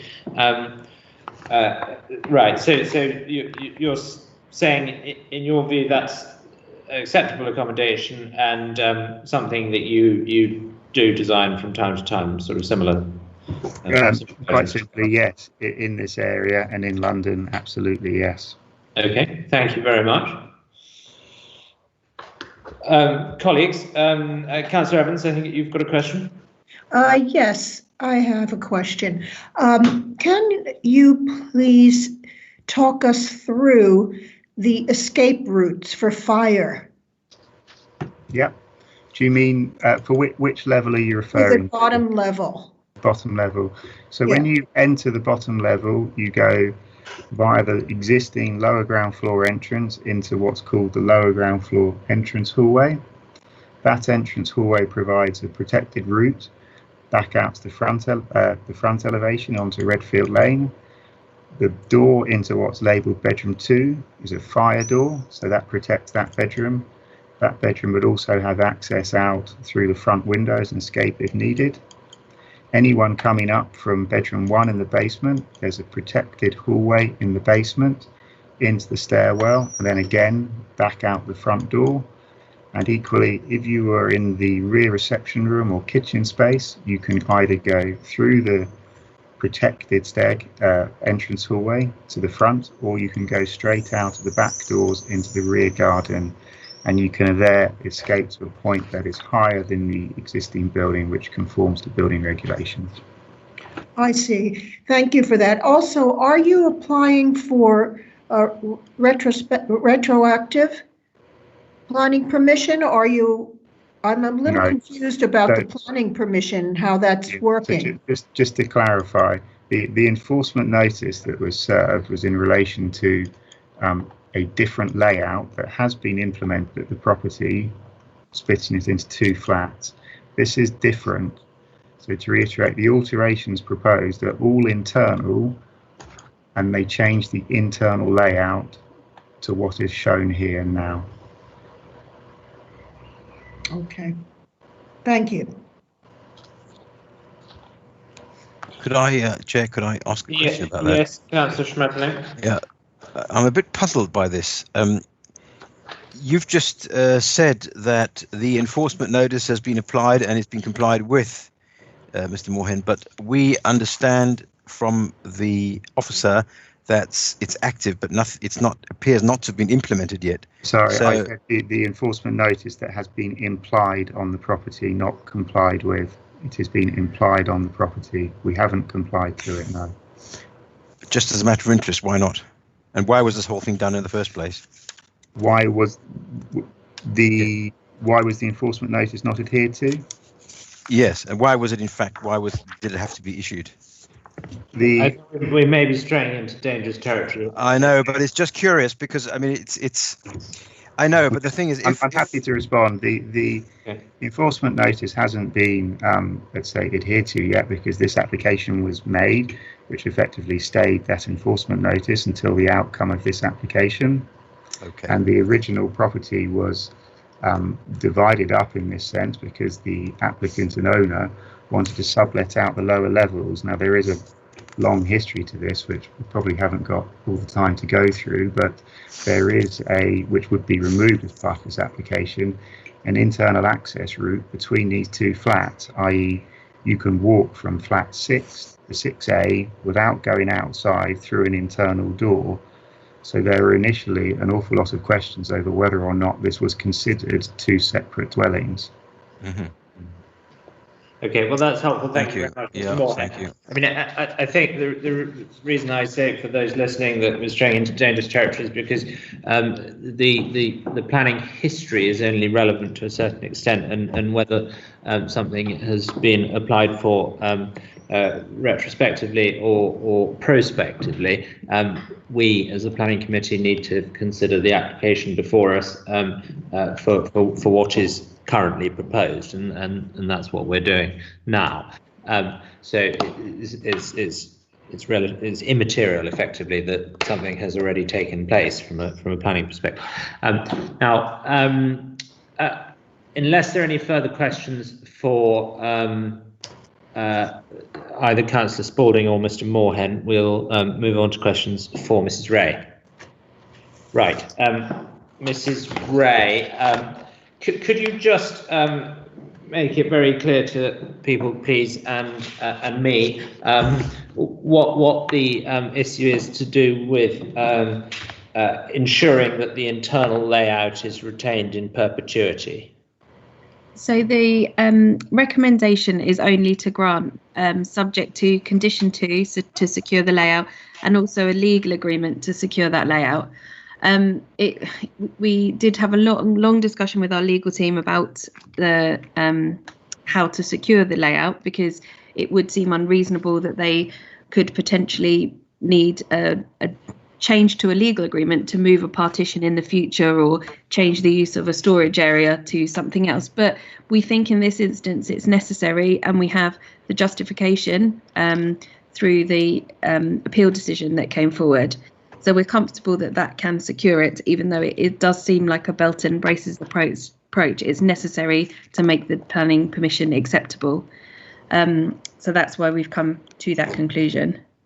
And just to be clear, is it the case that if the applicant signs up to that legal agreement, then we can stop any use of, say, that room shown on the current slide that's labelled utility/store as a bedroom, or would they have a further sort of get out and be able to get rid of the legal agreement at a later date on the grounds that it was unreasonable or unnecessary?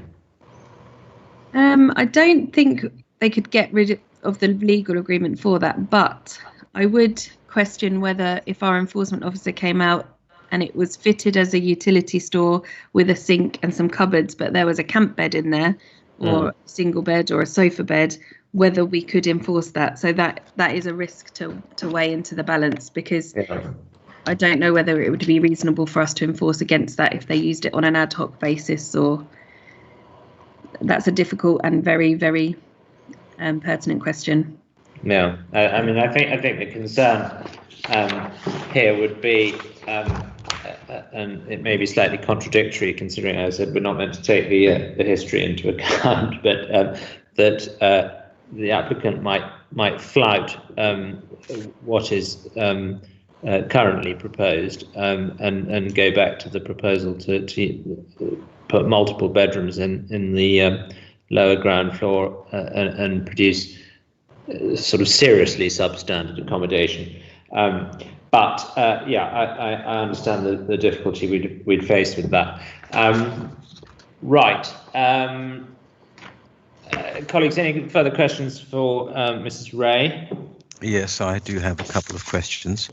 The first thing is, I really have to, I want to understand this enforcement notice. I mean, what exactly is the terms of it? Because somebody says it's to do with reverting to single family house, whereas the applicant has said that actually it doesn't seem to rhyme exactly. So perhaps Ms. Ray could just explain what exactly this enforcement notice is supposed to do. That's a good question. So the enforcement notice requires it to be changed back to a single family dwelling. That's what it requires. But the reason it is required to do that is because this particular flat doesn't provide a good enough space. So it doesn't provide a good enough accommodation for future occupiers. That's why the reason for it, and that's why the inspector agreed with us and upheld that enforcement notice. The inspector wasn't concerned about the loss of the single family dwelling, so that wasn't one of the reasons for refusing dismissing the appeal. It was the quality of the accommodation, but the result is the same. So if members chose to refuse this evening on the basis that you still weren't content with the quality of the accommodation, then it would still have to revert back to a single family dwelling. Okay, so can I just ask, the reason there was a notice because it didn't comply with the planning permission given to divide it up, is that correct? And they produced substandard accommodation in the basement? Yeah, they've never had a permission granted to convert it into 2 flats. I see. That's what I wanted to check. Now, the second question is, I mean, I don't know how far we've got with that, but I know that these short lets are a problem in the borough. Is it possible at the moment to, if we did grant this, to apply a condition of a minimum let, say 6 months or something? Is that possible yet legally? Unfortunately, I don't think we could secure that. I mean, Mr. Taylor, you may have a comment to make, but I don't see how we could secure that, whether it would meet the tests. I think that my view is that it probably wouldn't meet the tests, I'm afraid, no. Okay, thank you very much. Okay, so colleagues, you heard there that the objection, the appeal inspector did not object to the separation of the unit into two distinct residential units, but it was the substandard accommodation. We now need to decide whether we think the accommodation has been improved satisfactorily, such that the application should be granted, or whether it's still substandard. Any views on that, colleagues, before we move to a vote? I can comment. Yeah, thanks. It's interesting. Obviously, this will create more units, which in itself should be a good thing in a pretty densely populated borough. We don't have a limited amount of housing. On the other hand, obviously, it's got a bit of a history. You obviously got to take that slightly consideration, but it's marginal. But I think we should approve. Okay. I must admit, my personal view is that I agree it's very marginal. I am concerned about this accommodation. This bedroom at the back, with a view onto a small internal courtyard, albeit uncovered, with skylights, effectively, or sort of glass panels in the floor, 2 floors down from above, borrowing some light from a terrace at the back, which well, I don't know how light that terrace is. Can I just cut in there? It is incredibly light. I'm afraid, Mr. Moorhead, you can't at this point, but thank you anyway very much. It's borderline. It's absolutely borderline. I'm possibly just about persuaded that officers now take the view that this is acceptable, and they have a lot of experience in this, and that they are satisfied that the legal agreement will prevent any future use of the other rooms as official bedrooms. Even if a camp bed were found in the utility room. Councillor Lowry, do you have a view? And Councillor Evans, just because it's quite finely balanced. I cannot vote to approve this. I don't feel comfortable about it. I don't. I'm sorry. I took on board what Councillor Spaulding said. I listened to the history. I listened to what they're doing now. I'm not happy with the way that it's being constructed, and I don't see how we can enforce that they're not renting out all these bedrooms, to be honest. Councillor Lowry? I'm minded also not to vote to approve this application, and I'm mindful of the inspector's comments about quality of living conditions. Yeah. Well, that's helpful. Okay, well, let us put it to the vote, and we'll see which way it goes. The recommendation is to grant planning permission on the satisfactory completion of the undertaking, to secure the flat as permit free, and to maintain the internal layout in perpetuity, with the conditions listed in section 9 of the report. Can I please see and hear from those in favour of the recommendation? In favour. Councillor Woodger, and I think that is it then. Can I please hear from those against? And I'm against this. Against. Against. Against. Right, so that's 4 against. So we now need to propose a motion for why we are refusing planning permission. I think it's because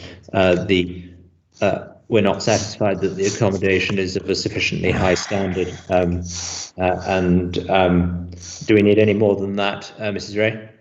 No, that's incredibly helpful. I assume that for the same reasons as the inspector, that the light and outlook situation, particularly at basement level.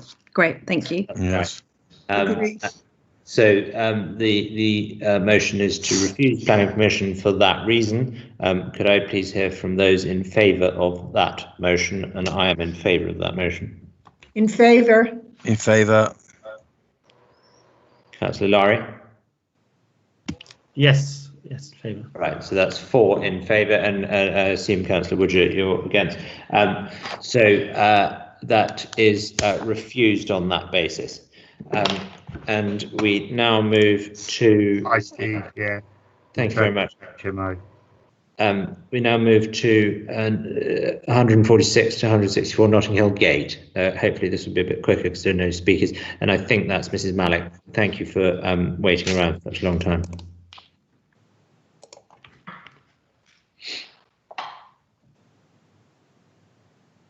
Mrs. Malik. Hello, this is the demolition and construction traffic management plan condition for the erection of a hotel at this site, the former Marks and Spencer site on the northern side of Notting Hill Gate. And the reason it has come to committee is the objectors from the residents of Bournemouth Mews to the rear of the site who have concerns about the extent of construction traffic coming past their homes. Members may be aware there's been a lot of redevelopment on the northern side of Notting Hill Gate, and these residents have been subjected to a lot of construction traffic and noise from all of these previous developments. Most of them are now coming to a close, and the final site to be redeveloped here is at the very western end of the service road. And I don't have the slides. If you could please show the map. Anne? Hello, thank you. It's at the very western end of the service road here, and it will be accessed by going up Pembridge Road along the Bournemouth Place, which is just to the north, and then all the way to the rear here. And that is considered the most expedient way of doing this construction. The service road is also shared with all the delivery vehicles for the shops along the northern side of Notting Hill Gate. The proposed schemes are for the happy compromise of the smallest sized vehicles, which make the least noise, but are not so small that they overly prolong the development. And that is why officers are recommending approval of these two plans. Thank you very much. Thank you. Could I just mention, by the way, we can't see the cursor for the next time you bring up. Thank you. I've lost. I mean, this is simple. This is a simple one, of course, but just for your information, we can't see it. Thank you. I'll take control. I've got it now, hopefully. Oh, right. Is that how it works? Thank you. Okay. We've got another slide down below, I believe. Oh, there we are. Yeah. So this will be the route of the vehicles. This is a large crane. There won't be too many of them, but all vehicles will follow this route. Very good. So is that the end of the presentation? That is the end of the presentation. Thank you. Lovely. Thank you very much indeed. No registered speakers either way. So colleagues, questions for Mrs. Malik, if there are any. I've got one. This is, the question is, so it's this new construction management plan that we looked at in a previous application. And so that sounds reasonable. But consultation carried out, item 3, what I wanted to ask about the local residents being kept informed of the progress of works. Thank you. I omitted to mention that the developers have put in an addendum item, which is a letter stating that they will update all local residents about the progress of the works as and when there are meaningful changes and moments in the construction process that residents might want to be aware of.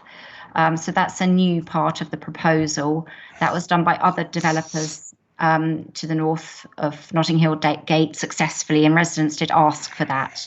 So that will be done. From your experience of United House, which I think is also a Frogmore development. No, that was a different developer. Oh, it wasn't Frogmore? No. Okay, all right then. But they did do a weekly broadsheet or something about their progress of their construction, and Frogmore offered to do the same. Right. So long as I just wonder if we had any evidence that they actually do what they say they're going to do. I believe the residents said that they did. I think they were Collins Construction for United House, and they did. And if residents say they're not, we'll hold Frogmore to account. It's in the record now. Could we? Could we attach that as a condition? We can't condition a condition. We're at the end of the line, I'm afraid, but it is on the record, so we can just we can enforce if it's not complied with. Frogmore have every intention of doing it. Thank you. Okay, I'm sure they will, but you never know. Okay, and just an observation from me. I'm pleased to see that the proposed hours are not long. 9:30 to 4:30 Monday to Friday, with no working on bank holidays. So I'd hope residents will take some comfort from that.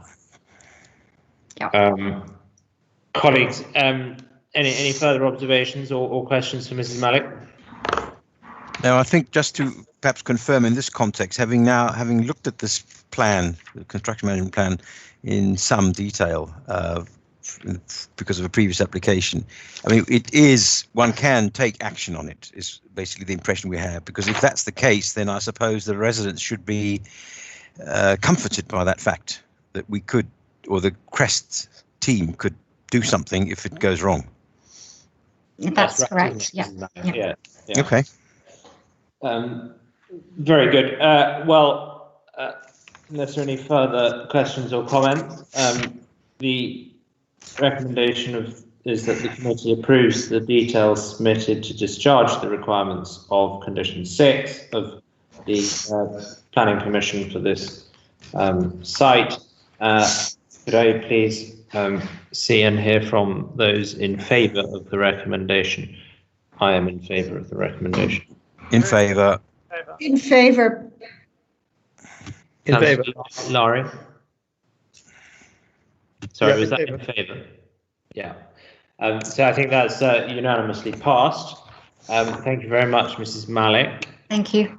And then number 24, McGregor Road, please. Is that Mrs. Saros? Thank you for waiting.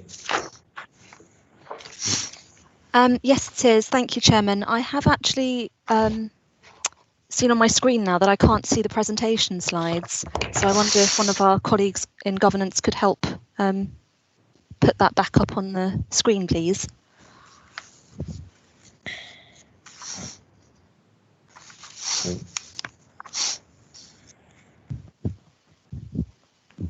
Thank you very much. I will now just try and move us forward to the start of the slides.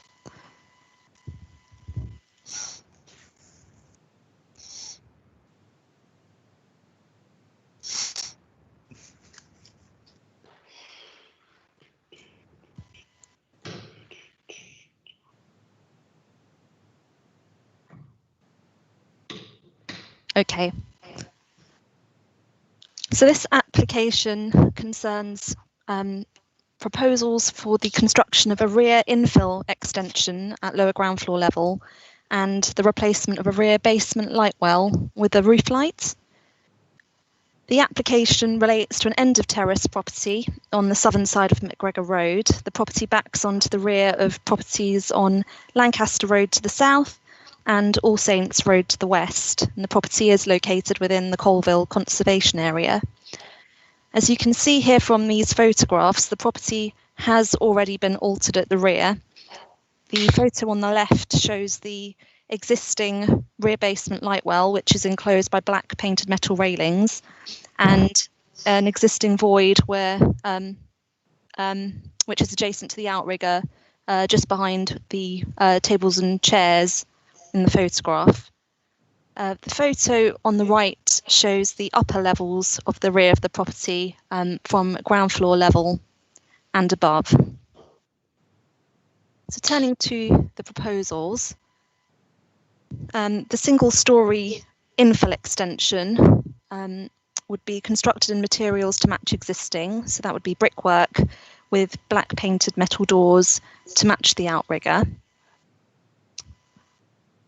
And then moving to the existing floor plans, I assume you're not able to see my cursor on the screen, so I'll try and describe what these plans are showing.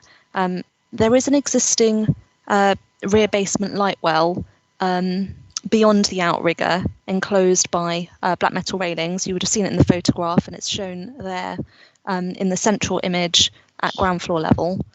And you'll also notice that there is the existing void next to the outrigger to the left of it. And then comparing that with the proposed floor plans, you'll see that the proposed roof light would occupy the same size and position as the existing open light well. And the infill extension at lower ground floor level would be slightly recessed behind the existing outrigger. There's also the potential to introduce sustainable drainage measures. A blue roof is mentioned in the design and access statement, though this particular feature isn't shown on these drawings, hence recommended condition 6 to secure details of SUDs. Moving on to section drawings, here section AA shows, if you look at, so the front of the property is to the left hand side, the rear is to the right of each section image. And so if you look at the rear of the property to the right, it shows the removal of the existing light well railings and replacement with a flush roof light. And section B, this time the rear of the property is to the left hand side of the image and the front is to the right. And you can just there appreciate the recess of the infill extension. So in summary, the proposals are considered to preserve the character and appearance of Colville Conservation Area, would have an acceptable impact on neighbouring living conditions as well as drainage. That's the end of my presentation. Thank you very much. And again, no registered speakers for or against. So, colleagues, if you've got any questions for Savarus, please go ahead. Well, I mean, I've got one at the moment, and that is in the consultations carried out point 7, where the objector was worried about potential sound travelling. The officer's response included adjoining neighbours can also choose to insulate their own properties if they feel their tolerance to noise and vibration arising from adjacent residential buildings feels overly disturbing to them. This, of course, makes sense, but in the context of something built that isn't there and is then built and then creates noise and vibration, I mean, for use, wouldn't that be rather much expecting neighbours to then spend their own money to do something?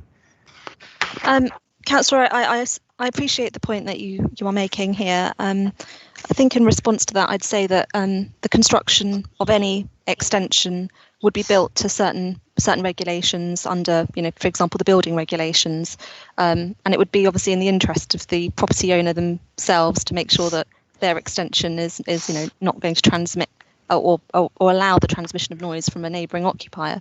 I think the comment about an adjoining neighbour being able to insulate their own property is just a reminder that if a particular neighbour had a particular sensitivity to noise, that option is open to them. But I think the main thing to bear in mind here is that there's no evidence to suggest that the proposed infill extension would allow noise transmission from a brick-built structure to the neighbour. But putting that paragraph in raises the question. But I just thought I'd mention that because if you hadn't said that, or whoever wrote it, that question wouldn't have popped up in my head, because it's basically saying the builder's going to do something. The builder might take measures to mitigate noise, etc. But there might be some. I'm talking about after building, people living in it, and then, well, tough on the neighbours. That's all. But you can see the image that sentence may I can understand how you've interpreted it that way. Yeah. You probably didn't mean it that way, but you can see what I mean. Yeah. Yes. Okay. Thanks very much. Very good. Thank you very much, Councillor Schmetterling and Cyrus. Unless there are any further questions or comments, the recommendation is that the committee grants planning permission with the conditions listed in section 9 of this report. Can I please see and hear from those in favour of the recommendation? I am in favour of the recommendation. In favour. In favour. In favour. That's unanimously approved. Thank you very much. We now move to Old Brompton Road. Yes, thanks, Chairman. Right. Thank you. So planning permission is sought for a new plant on top of the flat roof to serve the Royal Bank of Scotland branch on Old Brompton Road. It's difficult to see from the street, but not impossible, because it does sit slightly above this parapet. I'll just take you through the slides to show you. So this, following on from the site image I showed you, this is the area to have the new plant, and you can see it outlined in green. And in section, you can see that is the existing parapet wall to the front, and you can see the signage. Oh, sorry, I'm pointing again, and you can't see my cursor, apologies. You can see the existing sign just above where the two people are positioned, and above that there is a parapet wall, and you can see the new plant in green set behind it. So it's set back from the parapet, but it does rise slightly higher than that. There's just an image here that's quite helpful to see the relationship to the main front wall of the property, which is the line at the very bottom of the slide, the new plant and the two existing roof lights, and the roof lights will be helpful to understand from the photos. These are some more detailed drawings showing you what the plant looks like, although they will be set within an acoustic enclosure. So these images, I think, are the most helpful because you can see in the top right-hand picture there are two roof lights. They're the roof lights that were indicated on the plan. So that it will be set between those and the parapet wall that runs around. And there's also an image to the left that shows existing plant on that roof, one of which is quite similar in appearance to that proposed here, which is shown in the last image underneath the front elevation as proposed. And this is an image that one of the objectors helpfully provided, which shows some of the existing plant on the roof. So this proposal is to match similarly the height and size of existing plant on that roof. Officers are recommending approval, and that concludes my presentation. Thank you. Thank you very much. Any questions, colleagues, from Mrs. Ray? No. Okay, so the recommendation is that the committee grants planning permission with the conditions listed in section 9 of this report. Can I please see and hear from those in favour of the recommendation? I'm in favour. I'm not in favour. Okay. Yeah, I wanted to actually ask a question. Sorry, you moved rather quickly to the vote, and I needed a moment to formulate the question. If you don't mind, do you mind if I ask? Ask your question. Okay. I mean, there are a number of objections to this application. Yeah. And the question is, will this, with new units, be quieter than the old ones? I suppose is the main question. There won't be replacing the units. This is an additional unit. I think what I should have included in my presentation, but it is explained in the report, that we did receive revised drawing during the course of the application. So some of the objections that you see before you were to a larger unit. So it has been revised, which was actually prompted by the applicant contacted the case officer and said, can I change the proposal? So I think that may be why we don't have speakers against it, given the number of objections we received. And when you read them, I can't guarantee that their objections won't still stand, but I just wanted to confirm that there were revised drawings received, and it's not a proposal to replace plant, it's additional plant over and above what's seen in those photos. Okay. I have a question. Chair, may I ask a question? Of course you may, yeah. What's upsetting me is the visibility onto the main road, because if we start with something like that, I mean, it's really not consistent with the area to start having air conditioners and units in the front. Yeah, it's difficult. Officers have come to the view that because there's existing plant there that does come slightly above the parapet, that this is acceptable. But isn't it further back? It's in a similar location. I'll show you on the other photos from the flat roof. It'll probably be more helpful, but you can see it just slightly rising above that parapet wall there. But let me just take you to the images of which show exactly. This is probably the most helpful. So you can see on the top image that box that sticks up from the roof. That's the roof light. Right. And then you've On got the left, you mean? Yes, on the left, the kind of, I wish I had my cursor, the kind of black box. The end of the red line. Yes. On the left end of the red line. Okay. So that's the roof light, and then the parapet wall is on the right-hand side, the very right-hand side of the screen with the railing above it. So then when sorry, could you just go back a second, please? Sorry. Not so far. I see the parapet now. And that's is that the Brompton Road frontage? Yes, exactly. So this is the proposal, and it's kind of outlined in that pink line. That's the proposal. It will be within an acoustic enclosure, but that's the position in relation to the parapet and the roof light. Now, when I take you to the next slide, you can see that roof light there, and you can see the existing plant, and you can see the parapet. So there are air conditioning units sited along there, and I think the reason for them being positioned there, I don't have evidence to support this, but it's probably because it's slightly further away from residential windows. So there's a benefit to it being further away in that they'll be they won't be so close visually to those windows, which if I go to the final slide, this is the view out from the neighbour's window onto that roof. So it's, if they were closer, it wouldn't be so visible from the street, but then it would have obviously more of an impact on the living conditions of that neighbour in terms of enclosure or potential enclosure. So officers are happier with that arrangement of more plant going above the parapet because there are some there already, and it is a minor increase above the parapet, and it isn't readily visible from the street. So we were comfortable that that was the best solution there. Where is their current air conditioning? I'm not sure which of the existing plant serves them currently. I don't know whether they haven't said that they're replacing any at all. This is new. I don't know whether they have existing or. It's a bank, I would imagine they do. Yeah, they must do, but I can't confirm, unfortunately, for you. And maybe that they're upgrading or. Yeah, and these new units. Sorry, just remind me, how many are there going to be? 4? Is it 4 or 5? Sorry, how many new units? It will be 5 new units. 5 units. You can see on the bottom screen, but yeah. It will appear as one, so that again the bottom image, because it's set in that green enclosure.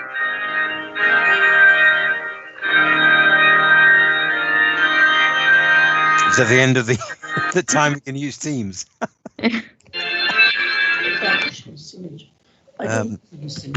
Okay, all right. Okay, well, I guess they looked at minimizing the size of these, the height of these enclosures, the new units.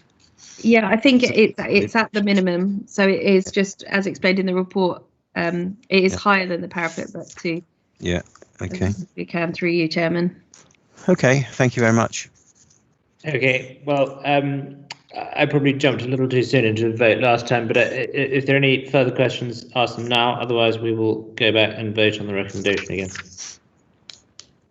Okay, so the recommendation is the committee grants planning permission with conditions listed in section 9 of this report. I remain in favour of that recommendation. Others, please. Councillor Lowry. On the basis of comments that have just been raised, I'm going to vote against. Okay, Councillor Evans. I'm voting against. Councillor Woodger. In favour. Councillor Schmettler. In favour. Right, so that's 3 in favour and 2 against. So that is passed, and permission is granted on that basis. Thank you very much. And then number 20 Hollywood Road, finally. Yes, thank you, Chairman. Thank you. The first slide shows you some existing site images, and there's a few points I just want to show you on these images. So in the report, we talk about the external cupboards, and they are shown in 3 of the images with the white kind of slatted doors. I'd just note the height of those cupboards and also the wall behind it, which serves the adjacent property. And also just above the red brick wall, you can see the existing boundary treatment to the rear. That's a good reference point as I show you on the drawing, that the new extension is to be set below that height. So these are the existing and proposed plans.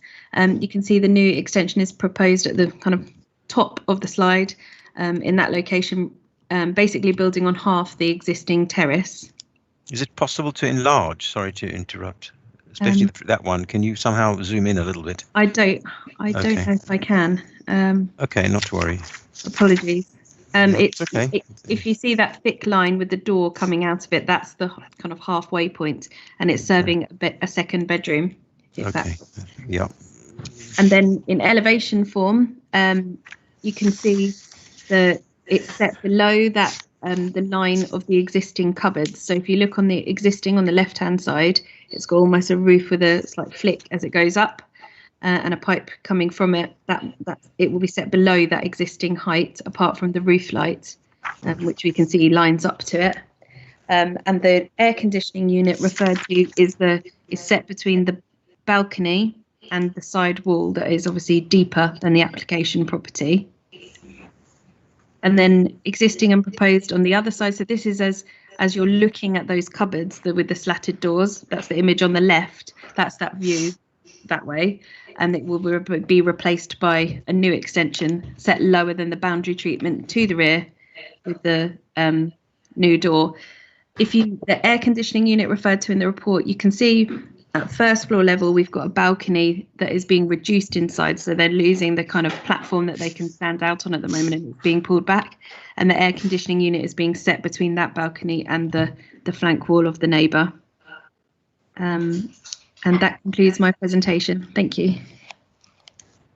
Thank you very much. No registered speakers. So any questions, Mrs. Ray, on that? No, not at the moment. I just have a quick question, Mrs. Ray.